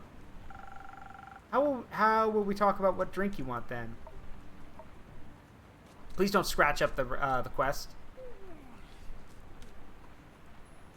Hey, well, dearie me, my dearest acquaintances. Innkeeper, Dame Carolyn, you both look radiant today. What are we radiating? I shan't say, as it would be too rude. How polite of you. How are you doing, Scully? Just wonderful! Yesterday I had the most delightful tea party with Sir Alphonse and Lady Frostgrip. Alphonse and I were able to learn so much about the times we've missed thanks to the young blacksmith prodigy. The world truly is an exciting and beautiful one. And by tomorrow, the vampire will have forgotten all about it. But that merely means he'll get to remember again. How marvelous. The endless pursuit of learning is a wonder in and of itself. Oh yeah, first time Kyle's called by his actual name. Yeah, Sir Alphonse, yeah. Speaking of learning, if you would allow me, I'd like to know how you're doing on this fine day of ours, Dame Carolyn. Ah, quit doing that. You do look a little spent, and I would hate to be intruding on your space. Just exhausted by all these people and their constant talking. You're good, though. Ain't your fault. I understand. The social aspects of life can be exhausting as they come with so many rules and obstacles one must traverse. But throughout this overwhelming obstacle course of moral interactions, we can find many magnificent treasures. And all of them make these efforts worthwhile. Like quests. I was thinking about friends, but quests too! Are you heading out on one? Yeah. What's the cause? An unusual amount of undead creatures are haunting Faesoa lately. Especially near the Pale Woods. Carolyn's gonna check on that. An undead gathering in the Pale Woods? Bully! But why so? Is there a convention, perhaps? No, sounds more like the violent type of crowd. Unfortunate. It does seem that this sentiment is common among my compatriots. Sense and sensibility are often lost when you're ripped from the afterlife without your soul attached to your body. You don't have a soul. You got a lot of personality for that to be true. That is very kind of you to say, but I'm afraid I'm a mere fragment of my former self. Maybe you'll find your way back to yourself one day. Wouldn't that be nice? My soul should be securely locked behind Twat's walls, or perhaps there are more memories of it stored in these old bones somewhere. I wonder what my favorite song used to be, my favorite food, my favorite book. The best way to find out is keep seeking out new experiences to find what caused that old absent heart of yours. Listening to all the sounds of the world does sound like a joy I wouldn't want to miss out on. Probably Will. If his soul's gone, he probably has willpower keeping him alive. I'm willing to bet. Or someone's animating him, but who knows. Or, yeah, a new soul. Thank you for the inspiration. Dame Carolyn, would you mind me tagging along on your quest?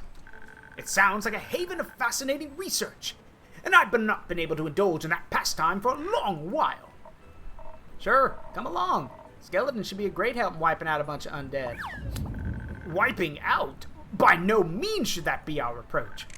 We should study them, or better yet, strike up a civilized conversation. With enough charisma, I'm certain we could remind them of their mortal consciences. Well, you see, the problem is that they're all, some of them are snails, so, well, we'll see. Don't be ridiculous, they'll rip us apart. We could simply ask the innkeeper for some additional defense in case they need some initial convincing. I could even offer you some frost armor to go along with it. A few frozen pine cones here and there, and you'll have a little more of a buffer if your words don't take hold. Excellent idea! Or we just fight them, smash their bones together till they stop moving. No offense, Scully. None taken!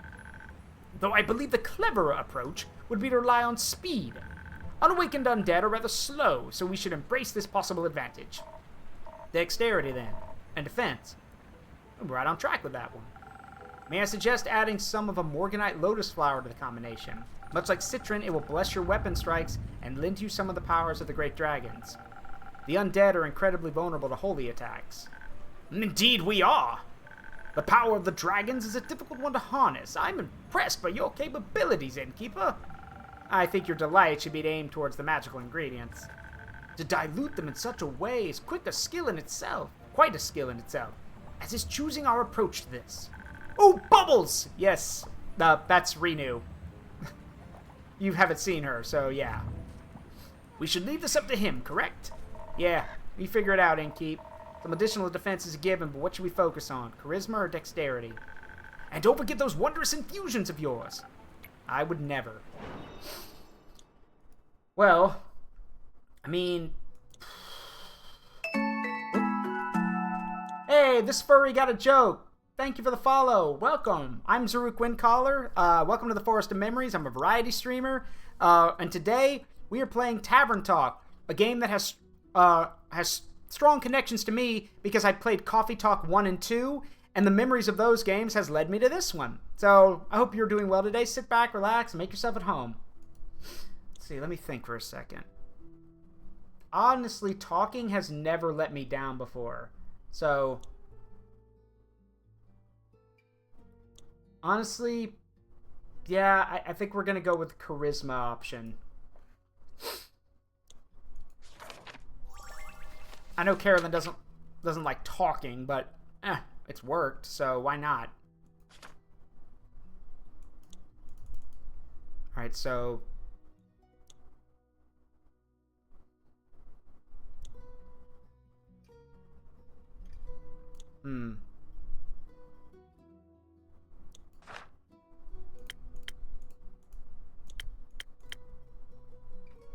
Or the 1,000...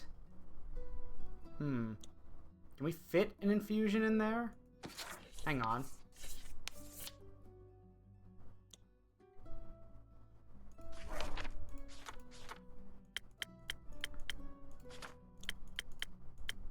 So a frozen pine cone needs to be added. Well, we can't do the 1,000 winds. I think.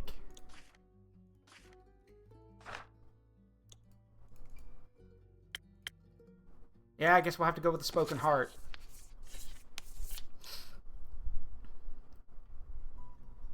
Where is my... Yeah, frozen pine cones for frost armor. And then 3 shots of charisma. This is just raw charisma at this point. I am a little worried.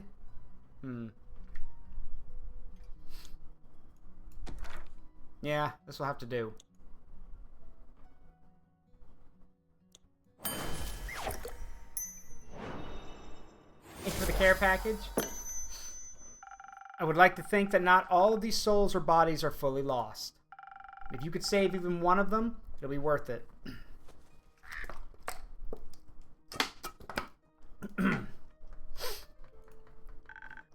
couldn't agree more. Thank you for your faith in us, innkeeper. Ugh, I guess I'll give them a chance, but if they start gnawing on your bones, I won't hold back. I'm counting on it. Come on, let us make some new friends. Enjoy your travels, your conversations, and your battles. I feel like Renu just calls me out. Every time I hear that, meh, just something calling me out. Alright, let's see. I think we got enough of the wizard thing now. Let's see.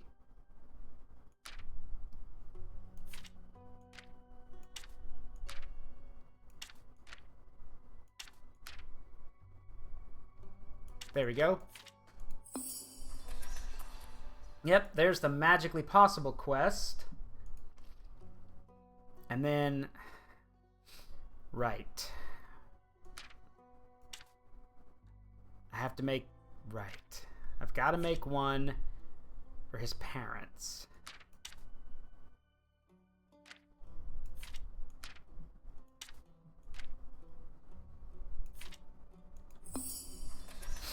The Parent Trap. The Twilight Flood brought more to Faesoda than just the waters of the primordial sea. In particular, two long-lost air echoes who had faked their own death and abandoned their only child. Now their kid is out for revenge and longs to have them killed, and as the fate of tragic backstories will it. These renegade parents were last seen in Borkum near the Wadden Sea, so any bounty hunter should probably start there.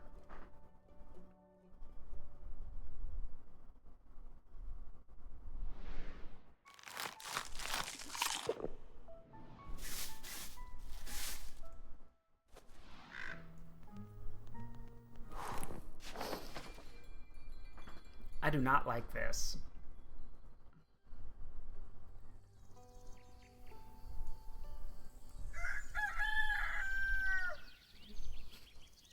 I do not like this at all. Oh dear. Jade? You know, your quests are getting weirder by the day. I mean, no one's forcing you to take that one. Unless you have one-on-one Basilisk Swarm... sorry, you have one on Basilisk Swarms waiting in the back. I think I'm good with this one. What's your alignment? Oh, chaotic good. So you don't give a shit. You don't care that this is a hit. Alright. No Basilisk, I'm afraid. Eager to kill some parental figures? You know it. Speaking of family, you haven't brought your sister by in a while. How is she? I don't know. We no longer speak. Oh, I didn't know that. You two were unbeatable when it came to bar fights. Yeah, I love her, but she's become a little too much like our parents, so I need to love her from afar. Or I wouldn't be loving myself very much. I'm sorry to hear that.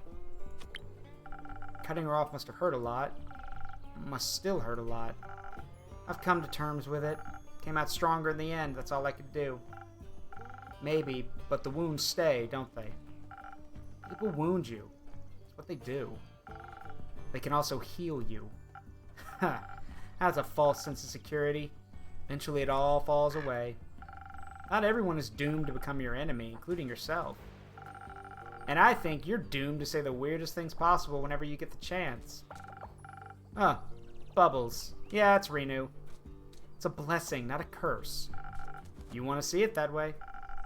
The rogue guy got any siblings? None that we know of. Their parents kind of faked their deaths, abandoned him when he was very young. They haven't exactly been writing postcards. Guess no one would handle that very well. What do you think about this whole killing them measure? Adds up to me. It does. Yeah. Not like they ever face any real consequences for being shitty. Always falls on the kids, doesn't it? Yeah, unless justice gets involved. Like, child abandonment can get you a long time in prison. Not to mention it will ruin your life because everyone will find out about it. Why is... I get it, you're a bounty hunter, but geez, you would think you'd have some hesitation about this. But yeah, Makian's right. Jade is stronger for it, but she has no empathy and no emotion. And you think being murdered is an appropriate consequence. Not about what I think. I'm just taking the job. Right. But I was thinking, think less Or rather, think about what you're going to mix up for me instead. So you're not even hesitating. I'm a bounty hunter, innkeeper. Of monsters, I assumed. Not all monsters look unlike us. I thought you don't do charity. I don't. I expect a hefty payment by the end of this. A thief must have some jewels stored away somewhere, right? Mm-hmm. I see. So, drinks. Drinks. Of course. Murder. How would you like to approach it? With a lot of force. Don't know how strong they are, but I need to be stronger. Maybe some defense in the mix would be good too, if their attack patterns turn out to be more complex than you thought.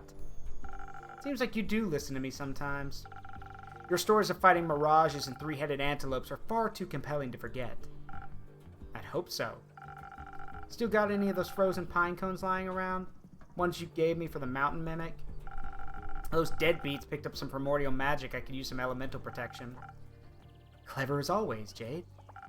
Obviously. Plus, that frost armor's pretty cool.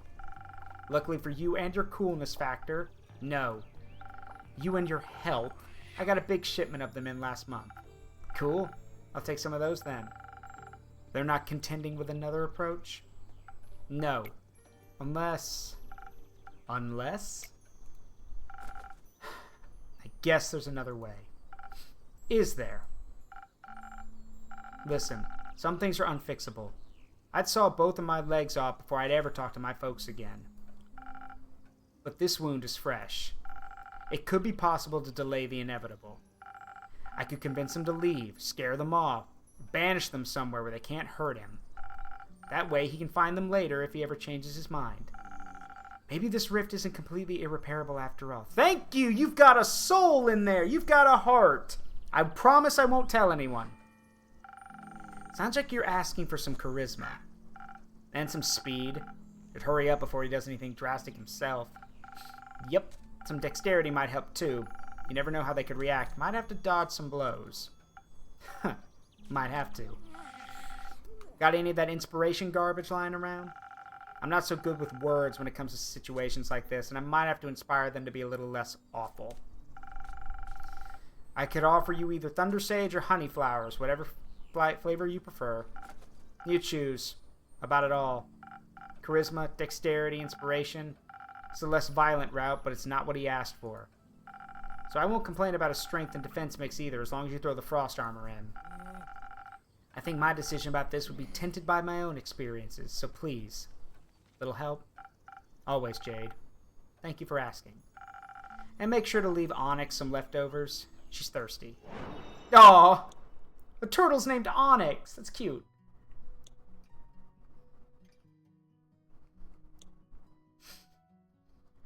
Well, I think it's obvious that I'm not going to let him murder his family. So... let me think. Yeah, I'm not letting him murder his family.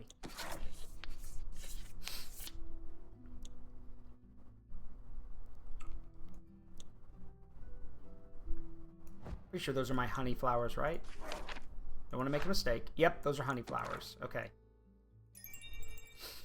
Honey flowers for inspiration. And then we're going to go with... right. Yes, you can give her a drink she didn't ask for. Just like in Coffee Talk, you can give someone the wrong drink. But normally that's not... But if you screw that up, then everyone suffers usually. They're trusting you. So, she trusts me. So, I'm going to... And she asked... Again, the fact that she literally said, hey, not what he asked for, but I'm letting you pick. You know what? Maybe I was wrong about Jade. Maybe there's... Again, probably don't want people to know... She probably doesn't want people to know that she's got a heart in there, but at least she's got one, so...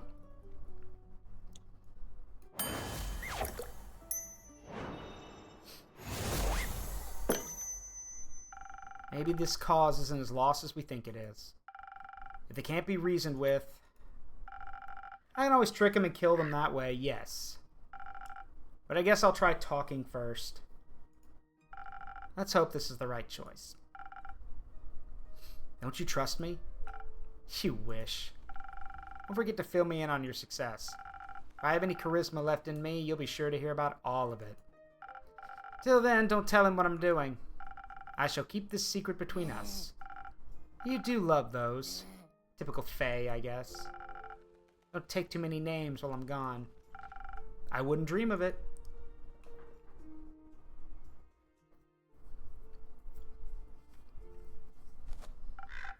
Nah, man, you gotta be careful with that ethereal bamboo. I mean, it's super cool and all, but if you cut it the wrong way, it's gonna charge up and... whoosh! Gone you are! Sucked into the ethereal weave.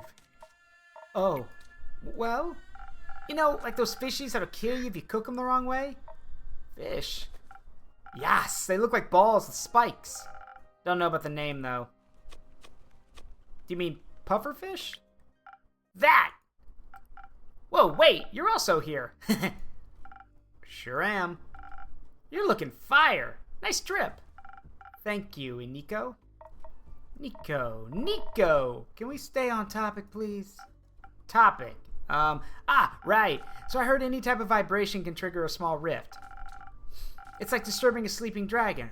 Wrong move and the world's faltering and whatnot. So you're saying, if I use my bow the wrong way, I could open a rift and be lost in the ethereal weave. Bet. Would suck big time, but alas. Though, can't be entirely sure. I mean, what's the fun in knowing everything for sure? Don't be basic. Embrace the chaos. As long as you don't play any wrong notes, you should be fine. Nothing easier than that, especially under pressure. Especially then, I'm sure. And you have nothing to worry about, friend. Might even come in handy one day. Person who made your instrument must have had at least, like, one thought about making it like that. They did. Many thoughts, actually.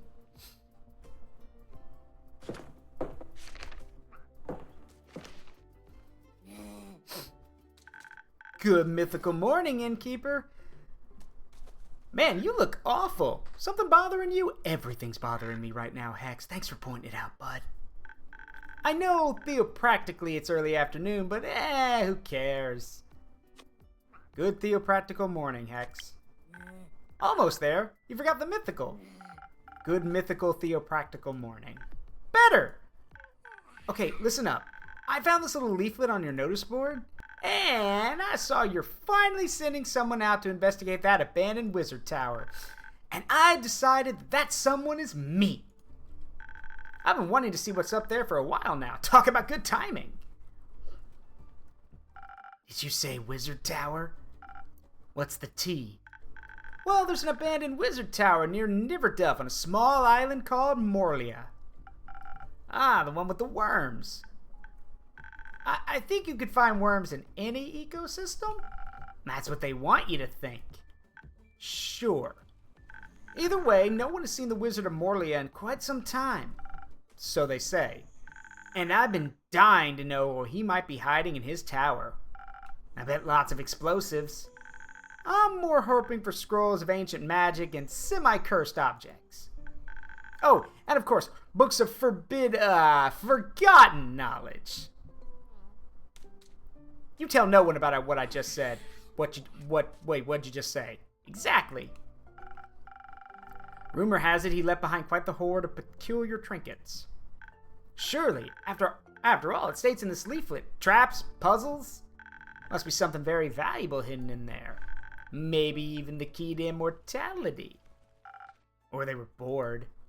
Admittedly, I don't design puzzles when I'm bored, though. I blow things up. I love when things go boom. Same. You know what? What? I think you should take me and Voy Boy along. Listen, you say trinkets and I'm all in. I mean, the entropy we'd create if we traveled as a trio would be immaculate. We'd be able to tackle the wizard's puzzles and deathly traps with wits and violence. And music. You have my you have my lockpicks. And my Hegium. Maybe the ethereal wave could even help. Maybe the ethereal weave could even help. Good Lord of the Rings reference. Ethereal bamboo, huh? But an ethereal weave escape would only work with Chabayan silk. Huh? The ghost spiders of Chabian use their silk to spin the weave. Good thing these strings are made of Chabian silk, then. Great! Then we can use your Hagam as our Plan C escape plan. Should the wizard be at home, after all, or foster any monster and any traps, your Hagam will be our way out. By dipping into the ethereal weave? Don't worry, it's like dreaming, or teleporting. You just have to find your way back. We'll manage that. I'm a master teleporter. And I'm sure our innkeeping friend here has the right drink for you. I have something that'll give you some brain cells. And quick reflexes so I'm hasty and can easily evade traps. Oh boy. Good thing I don't need help with either. But shouldn't we be able to fight back fiercely in case something's lurking in the tower? Lots of traps probably mean lots of fire, so fire resistance would be helpful too. Fighting sounds good. I'd love to kill something, but I hate making decisions. I think the innkeeper should decide what to make. Okay, so something strong to barge in and fight our way through paired with fire resistance to survive lethal traps, or something for our brains that gives us focus infused with haste. I'll see what I can do, but don't hold me responsible for whatever ends up happening. We would never, ever. God, these two. Oh boy. Grace would have a fit if she knew Hex was hanging out with a Nico.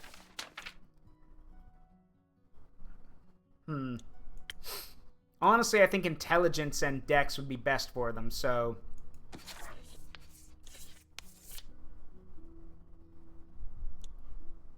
Because sometimes it's good to know when to get out. Alright, let's see.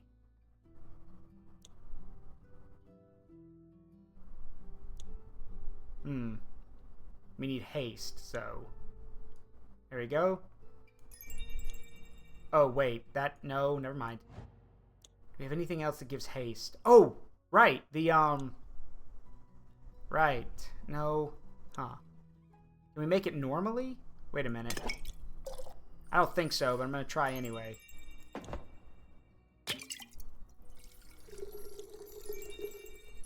Maybe we can. Nope. Short one. Okay.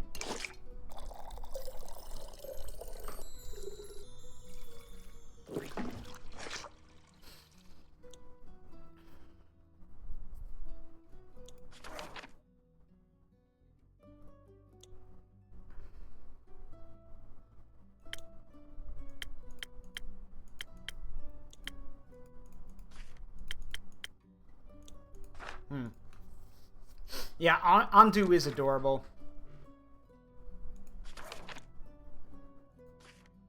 Let me check my infusions.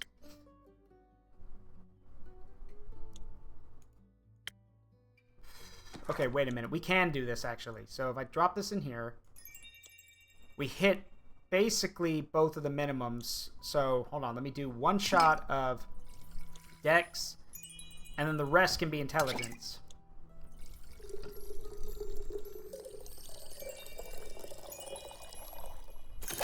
Bingo! With haste. Yep, we're good.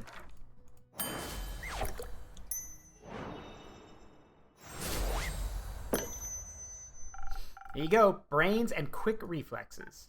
Thanks! Sure, this will be of use for solving puzzles and evading traps.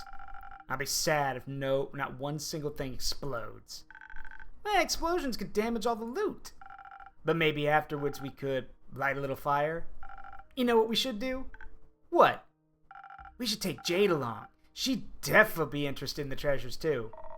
An additional blade couldn't hurt. Any idea where we can find her, Innkeep? I'm afraid she's already on a quest, so probably nowhere nearby. That's fine, we'll poach her. Good luck. Thank you. We shall return with a story worth telling. Can't wait. Bye, loser.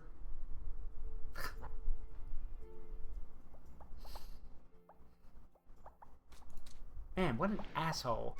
Why is everyone... Okay, to be fair, the innkeeper kind of deserves it at this point, but like, why is everyone being so... Everyone's so mean to me.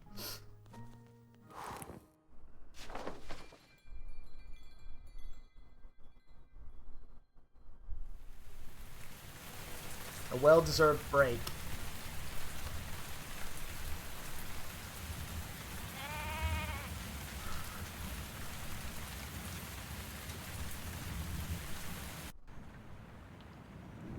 Oh boy. Hello, Innkeep. Look what I found. Looks like a rare specimen of Archie to me. I'm one of a kind. Oh, you two know each other already. Of course you do. You know pretty much everyone in this city, huh? Well, of course I know him. He's quite the celebrity in town. Oh, I suppose I am.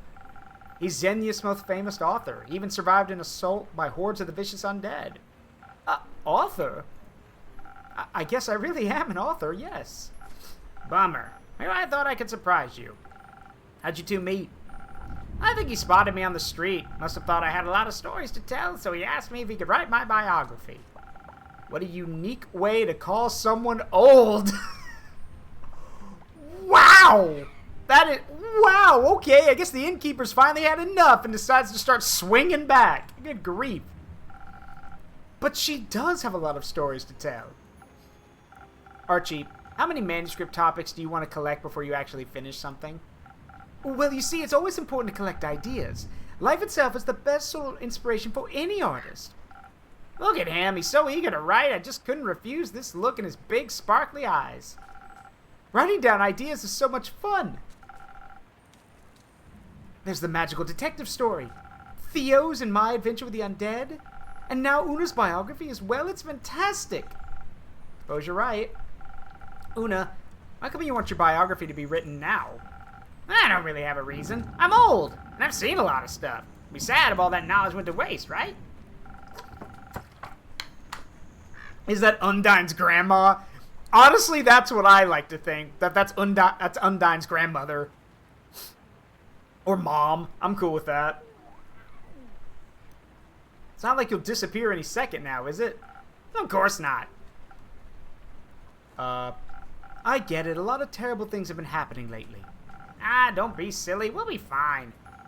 Always nice to see most of your friends return during times like these. Wine ant. Yes.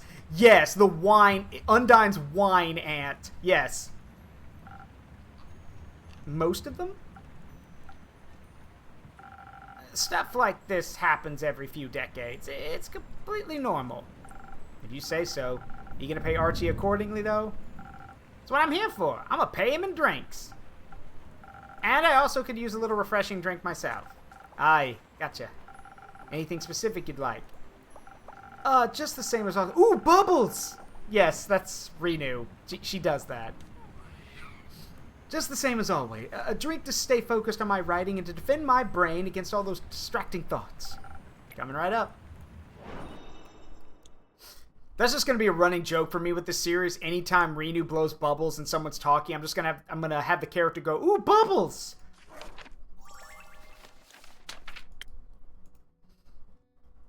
One steel tonic coming up.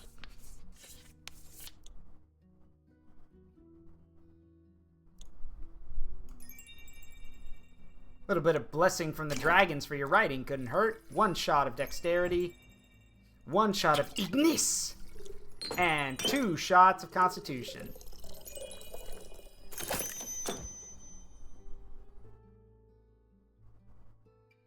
Enjoy Coffee Talk 2 then, Lich Gang. It's great. The bubbles were so fun to draw. I bet they were.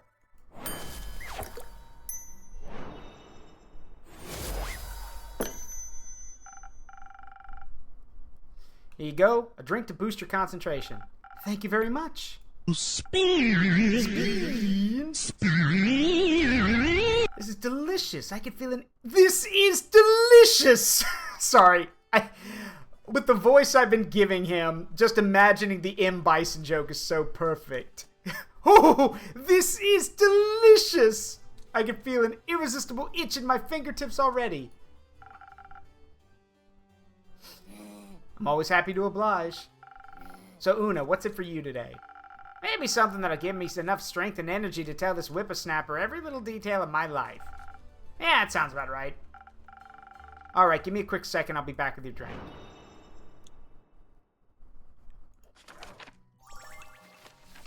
I know exactly what to get her. A little bit of the old sailor's courage.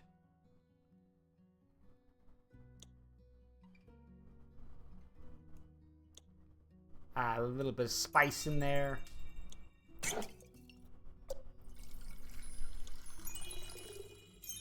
A little bit of charisma. Wait, that's... Well, hold on. No. That's a Southern Brawler. We want a Sailor's Courage. There we go.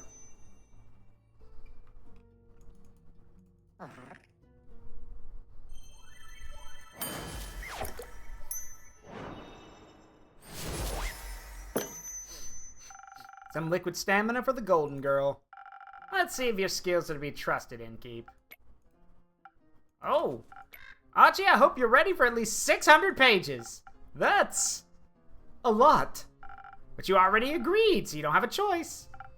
And now, my dear Archibald, we'll begin with the writing. Thank you for your hospitality, Innkeep. See you later. Goodbye, Innkeeper. I'll remember to keep a copy of the book for you. Signed, please. Of course. Very well. Goodbye, you two.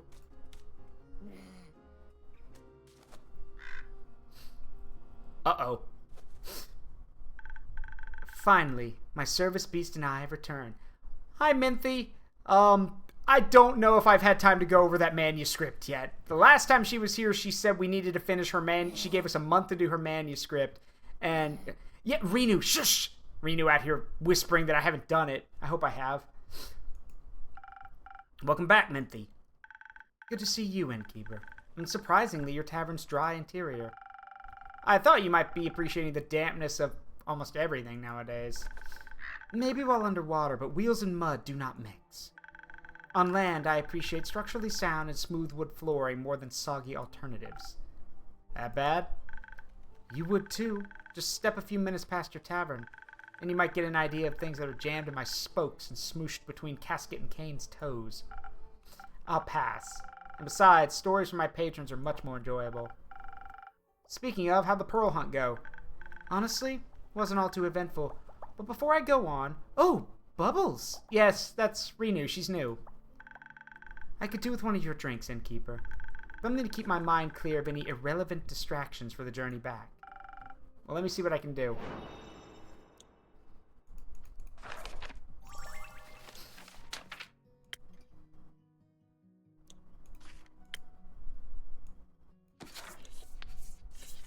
Let's try a sparkling nebula. Yeah, fucking Bubbles! One sparkling nebula.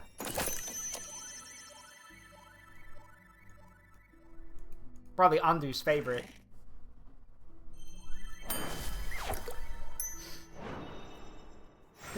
I love this running gag. It's gonna keep going. May this inspire boundless creativity. Just what I needed. Only had a boundless supply of this drink while writing at my desk. Unfortunately, my establishment doesn't do deliveries. What a shame. Before you go on, I actually have something else for you. Ah, and here I thought I'd have to needle you for it again.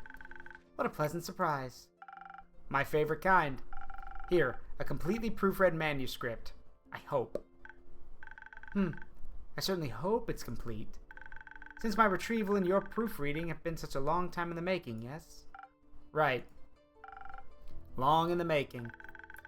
You should probably wash that red ink off your hands before it stains your mugs. Oh, right. I was editing my recipes all night. Crazy story, actually. For another time, that is. You idiot! You did it all in one night?!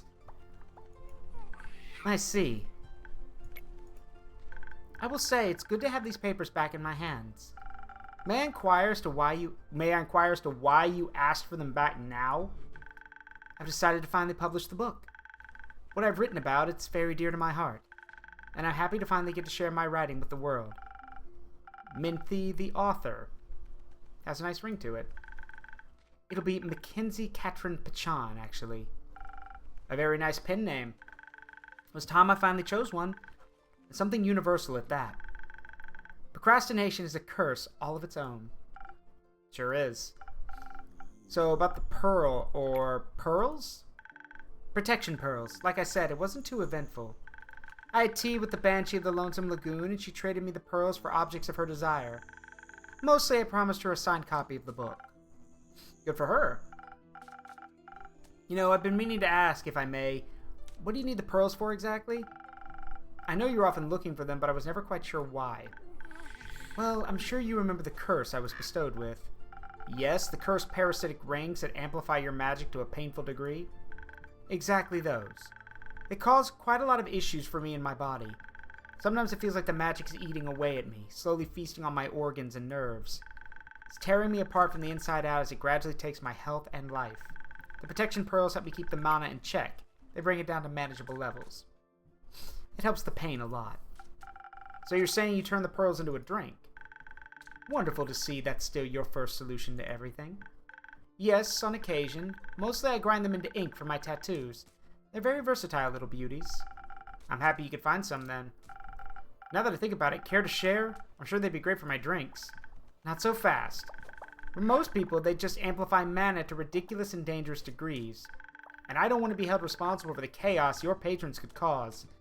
However, maybe I can offer you something less extreme but still energizing. Here.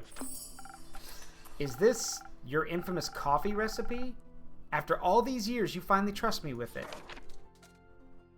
Oh, cursed coffee. Oh, that looks, wow, that looks cursed. Okay. It's time. I think you can finally make it without poisoning someone. I'll do my best. Thank you, Minthy. Perhaps it will also help you keep your promises in time. Anyhow, I think we're due to take our leave. Need to make some ink? Something like that. Plus, I promised Casket and Kane we'd check if any primordial tennis balls got washed up by the flood. I might have seen some in the bushes. I'll have them take a look on our way out. If all else fails, you'll just have to summon us up some. Nothing easier than that. With enough charisma, you can wish for anything, I suppose. It was lovely to see you again, Innkeeper. Likewise, best of luck on your journey. And don't forget to send me a copy of that book. If you promise not to forget about its existence this time, I'll do my very best. I know you will, friend. I know you will. Oh yeah, cursed coffee. It's got nothing on Kyoko's coffee. Makeon, if you don't know, in Digimon Cyber Sleuth, the head detective you work with is known for making cursed coffee concoctions that are literally known to, like, paralyze or knock people unconscious. So that's why people are saying cursed coffee.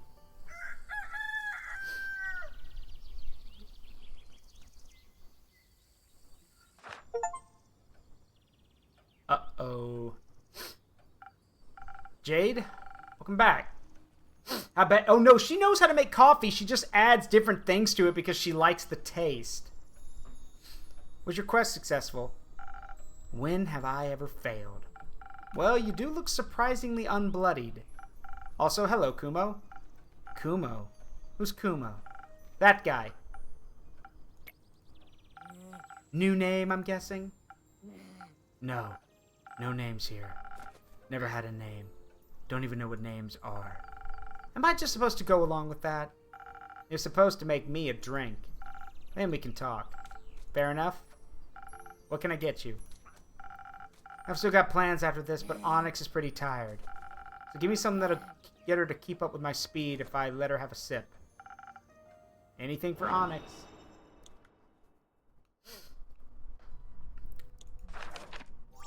Right. Just a little bit of a speed shot. You got it. Something for the turtle.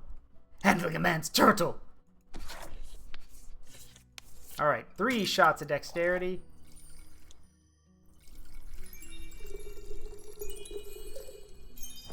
Wait. Could I, like... No, we're not gonna do that. I was thinking, could I add a little bit of haste to this? That way that turtle will never slow down, but no, we can't do that. There we go.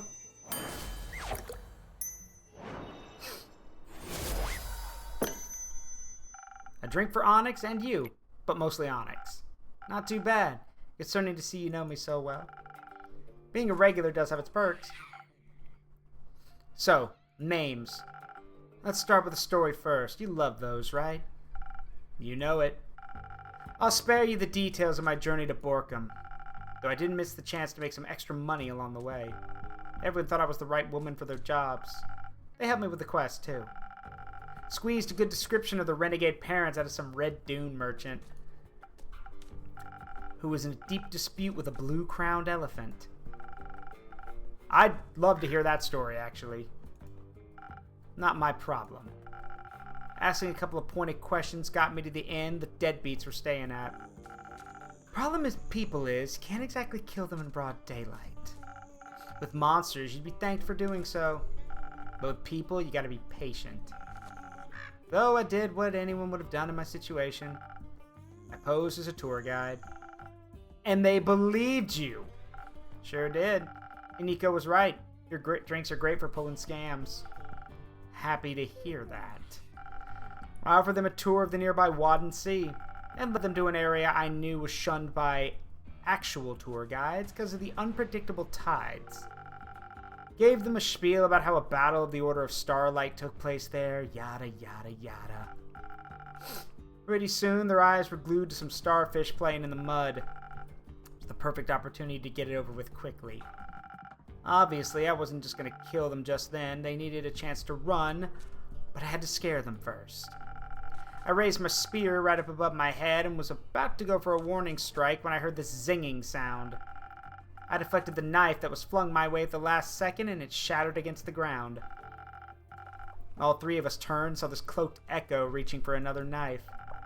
Had his hood pulled up, knives and daggers strapped all over his body. Even the Bubbles? Yeah, that's Renew. Really? Bubbles. Come on, leave her alone. Get back to the story. Fine. Even the air seemed to get darker around him.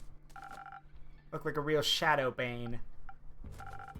I trained under them. Impressive. Those deadbeats thought I was protecting them from him. I'd have seen the look on their faces when I said I was there to kill him. I turned back, wanting to refocus on my warning strike, when I was interrupted by a simple stop.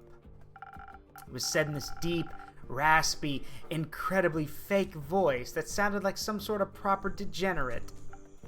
I am right here. Likely the two bums thought we were fighting about who'd get to kill him. Their approach to such a situation was to immediately try and bribe us. I told them to shut it. They asked me what I wanted, then if it wasn't money or words. So I turned to our little Shadowbane and asked what he wanted. But he just stood there quietly. Can't blame him. He was a little scarier than your parents. So you helped him with the decision. Not exactly. I walked over to him and handed him my spear. She said, "This is your choice. Make it." It felt like she was passing some of her courage onto me. He stepped forward, my spear in his hand, and took off his hood. He was... I'll spare you the details. I recognized him, of course. Bastards had the audacity to act surprised. No Thunderstrike! Interesting.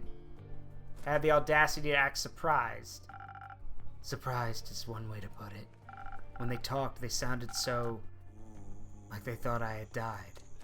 You could have. They left you. I wanted to say something. Anything.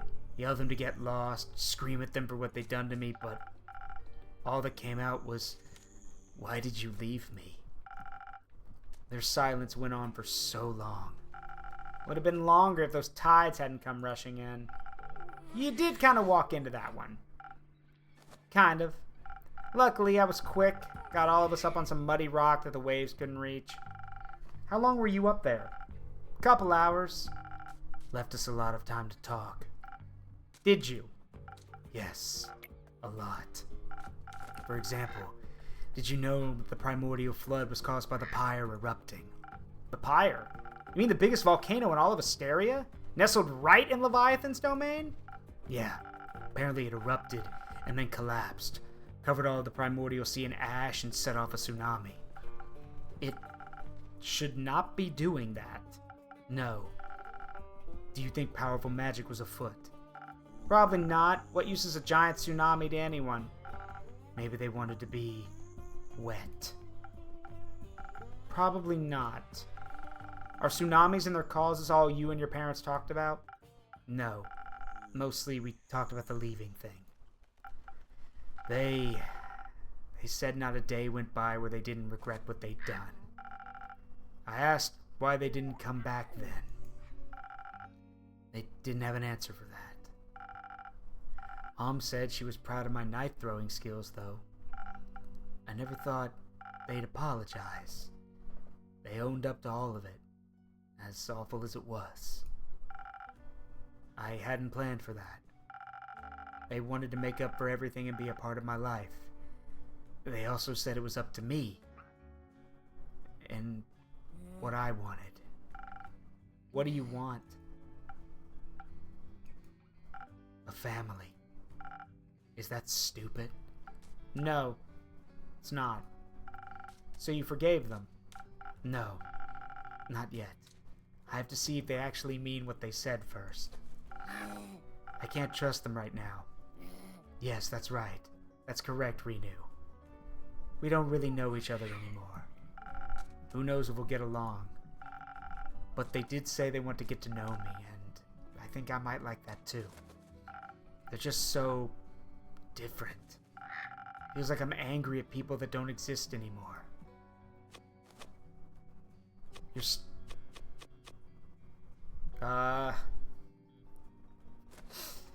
should be careful. They might not have changed. Maybe, but I don't want to assume the worst of them. I don't want to be like that anymore.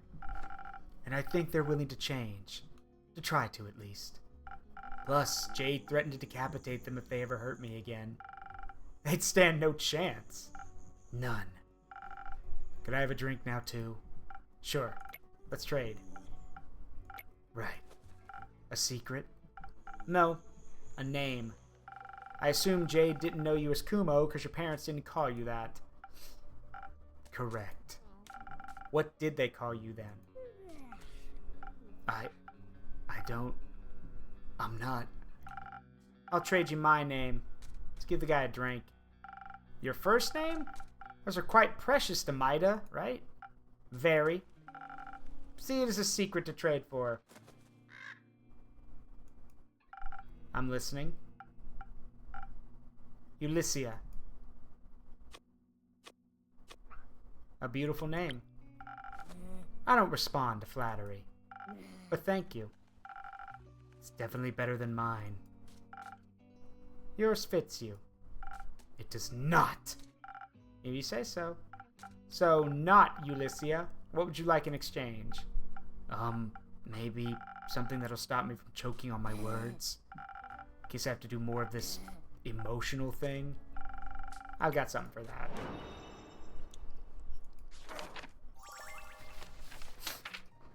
Oh, wait, I just realized, Makeon, if you want another animatic idea, you just need a animatic of the innkeeper hugging Kumo and like, what is this? What is this? Something your father never gave you.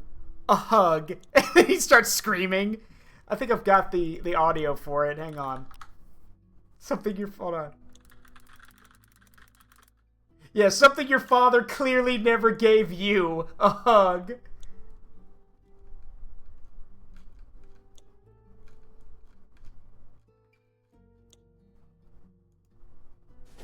What?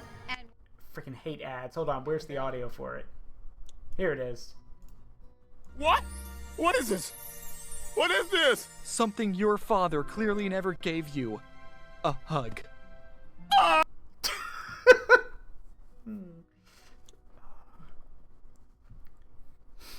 Alright, let's see. He doesn't want his emotions bothering him, so...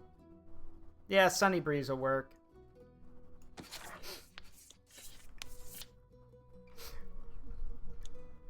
Something your father clearly never gave you. A hug.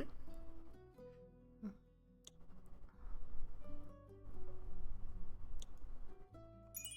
little bit of Thunder Sage. Then 1 shot of Dexterity. And 3 shots of Charisma.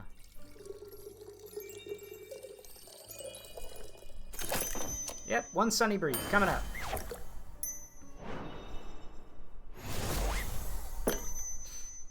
Here you are. Some fluid emotional vulnerability.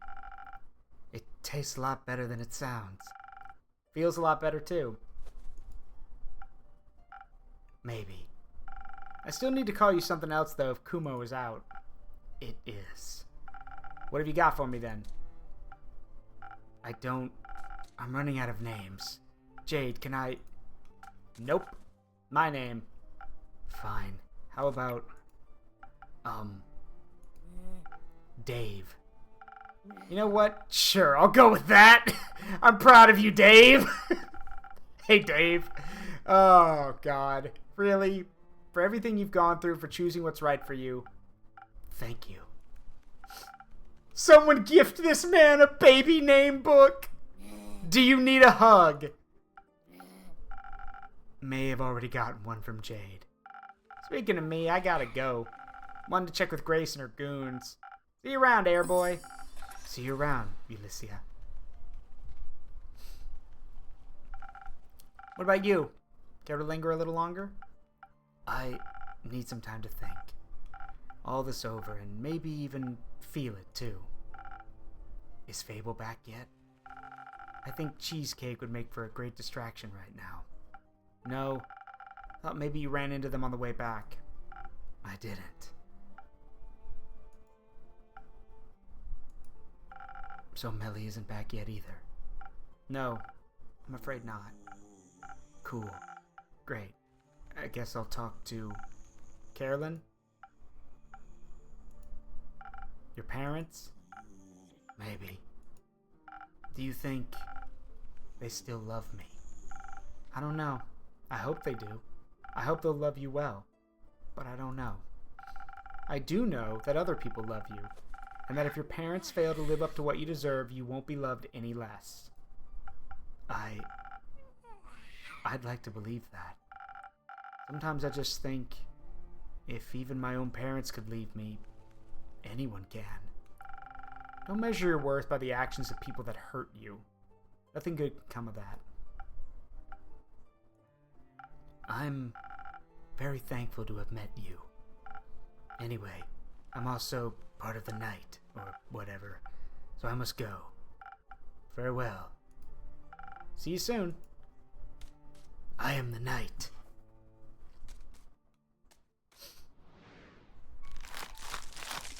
This is bad. How many days has it been? Almost a week? God, where... It's been almost a week since we lost Melly, or Melly's gone missing, and Fable's been gone for 5 days. Good grief.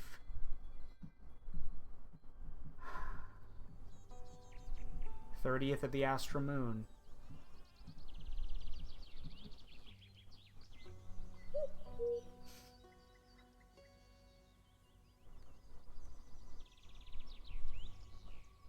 Great.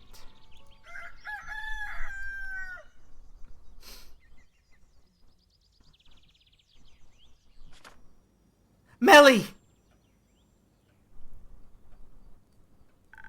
Innkeeper! Surprise! Fuck.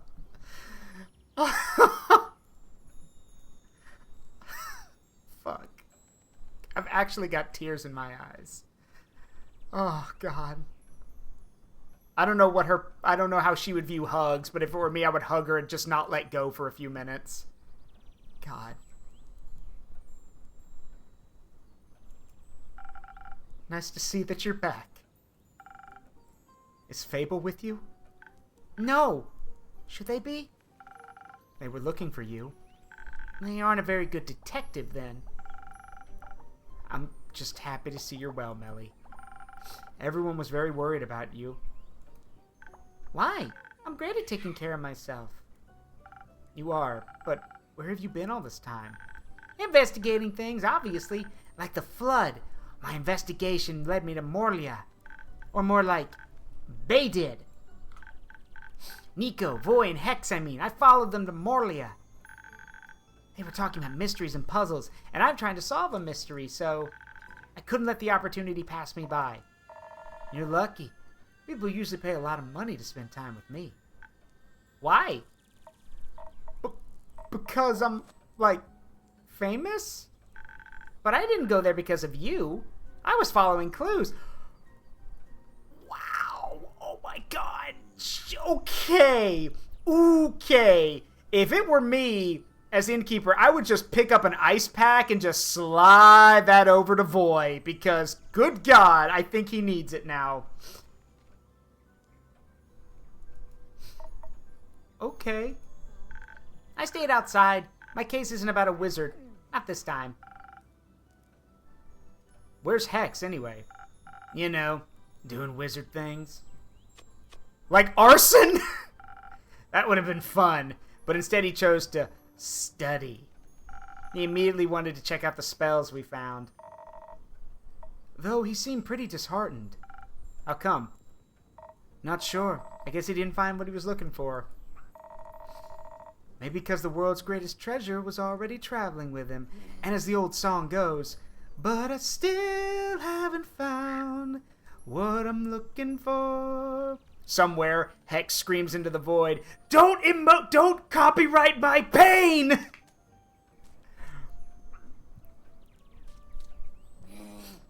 We know why. He was trying to find a spell for immortality. What would that be? Never mind. He told us to keep an eye out for any time magic razzle-dazzle. Ah, yes. Wibbly-wobbly, timey-wimey stuff. Understood. But we found nothing. At least you managed to get inside and return safely. Yeah, the way there was easy peasy. We got there thanks to Nico pulling off a shape-shifting trick and pretending to be a merchant. Stole some guy's coat and face and used his reputation to secure us a boat ride to Morlia. Please tell me you stole the face as in the look and you didn't actually cut his face off.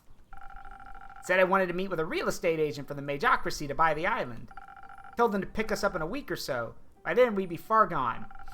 What happened once you reached the island? I'm quite intrigued. Before we tell you anything, I'd like a drink. Something that goes down like honey and will make my poetry flow like a wild river. Nothing easier than that.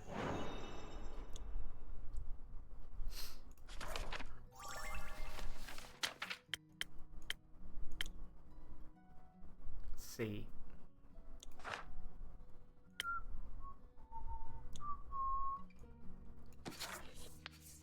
But I still haven't found what I'm looking for.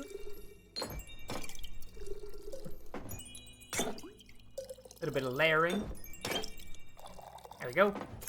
One spoken heart.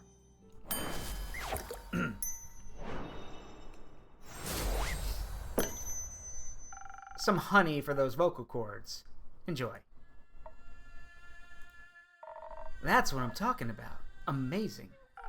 Can we move on to the story now? We would, but afraid we're going to have to call it here. And you have a great night, Dr. Brandon. I'm heading out too.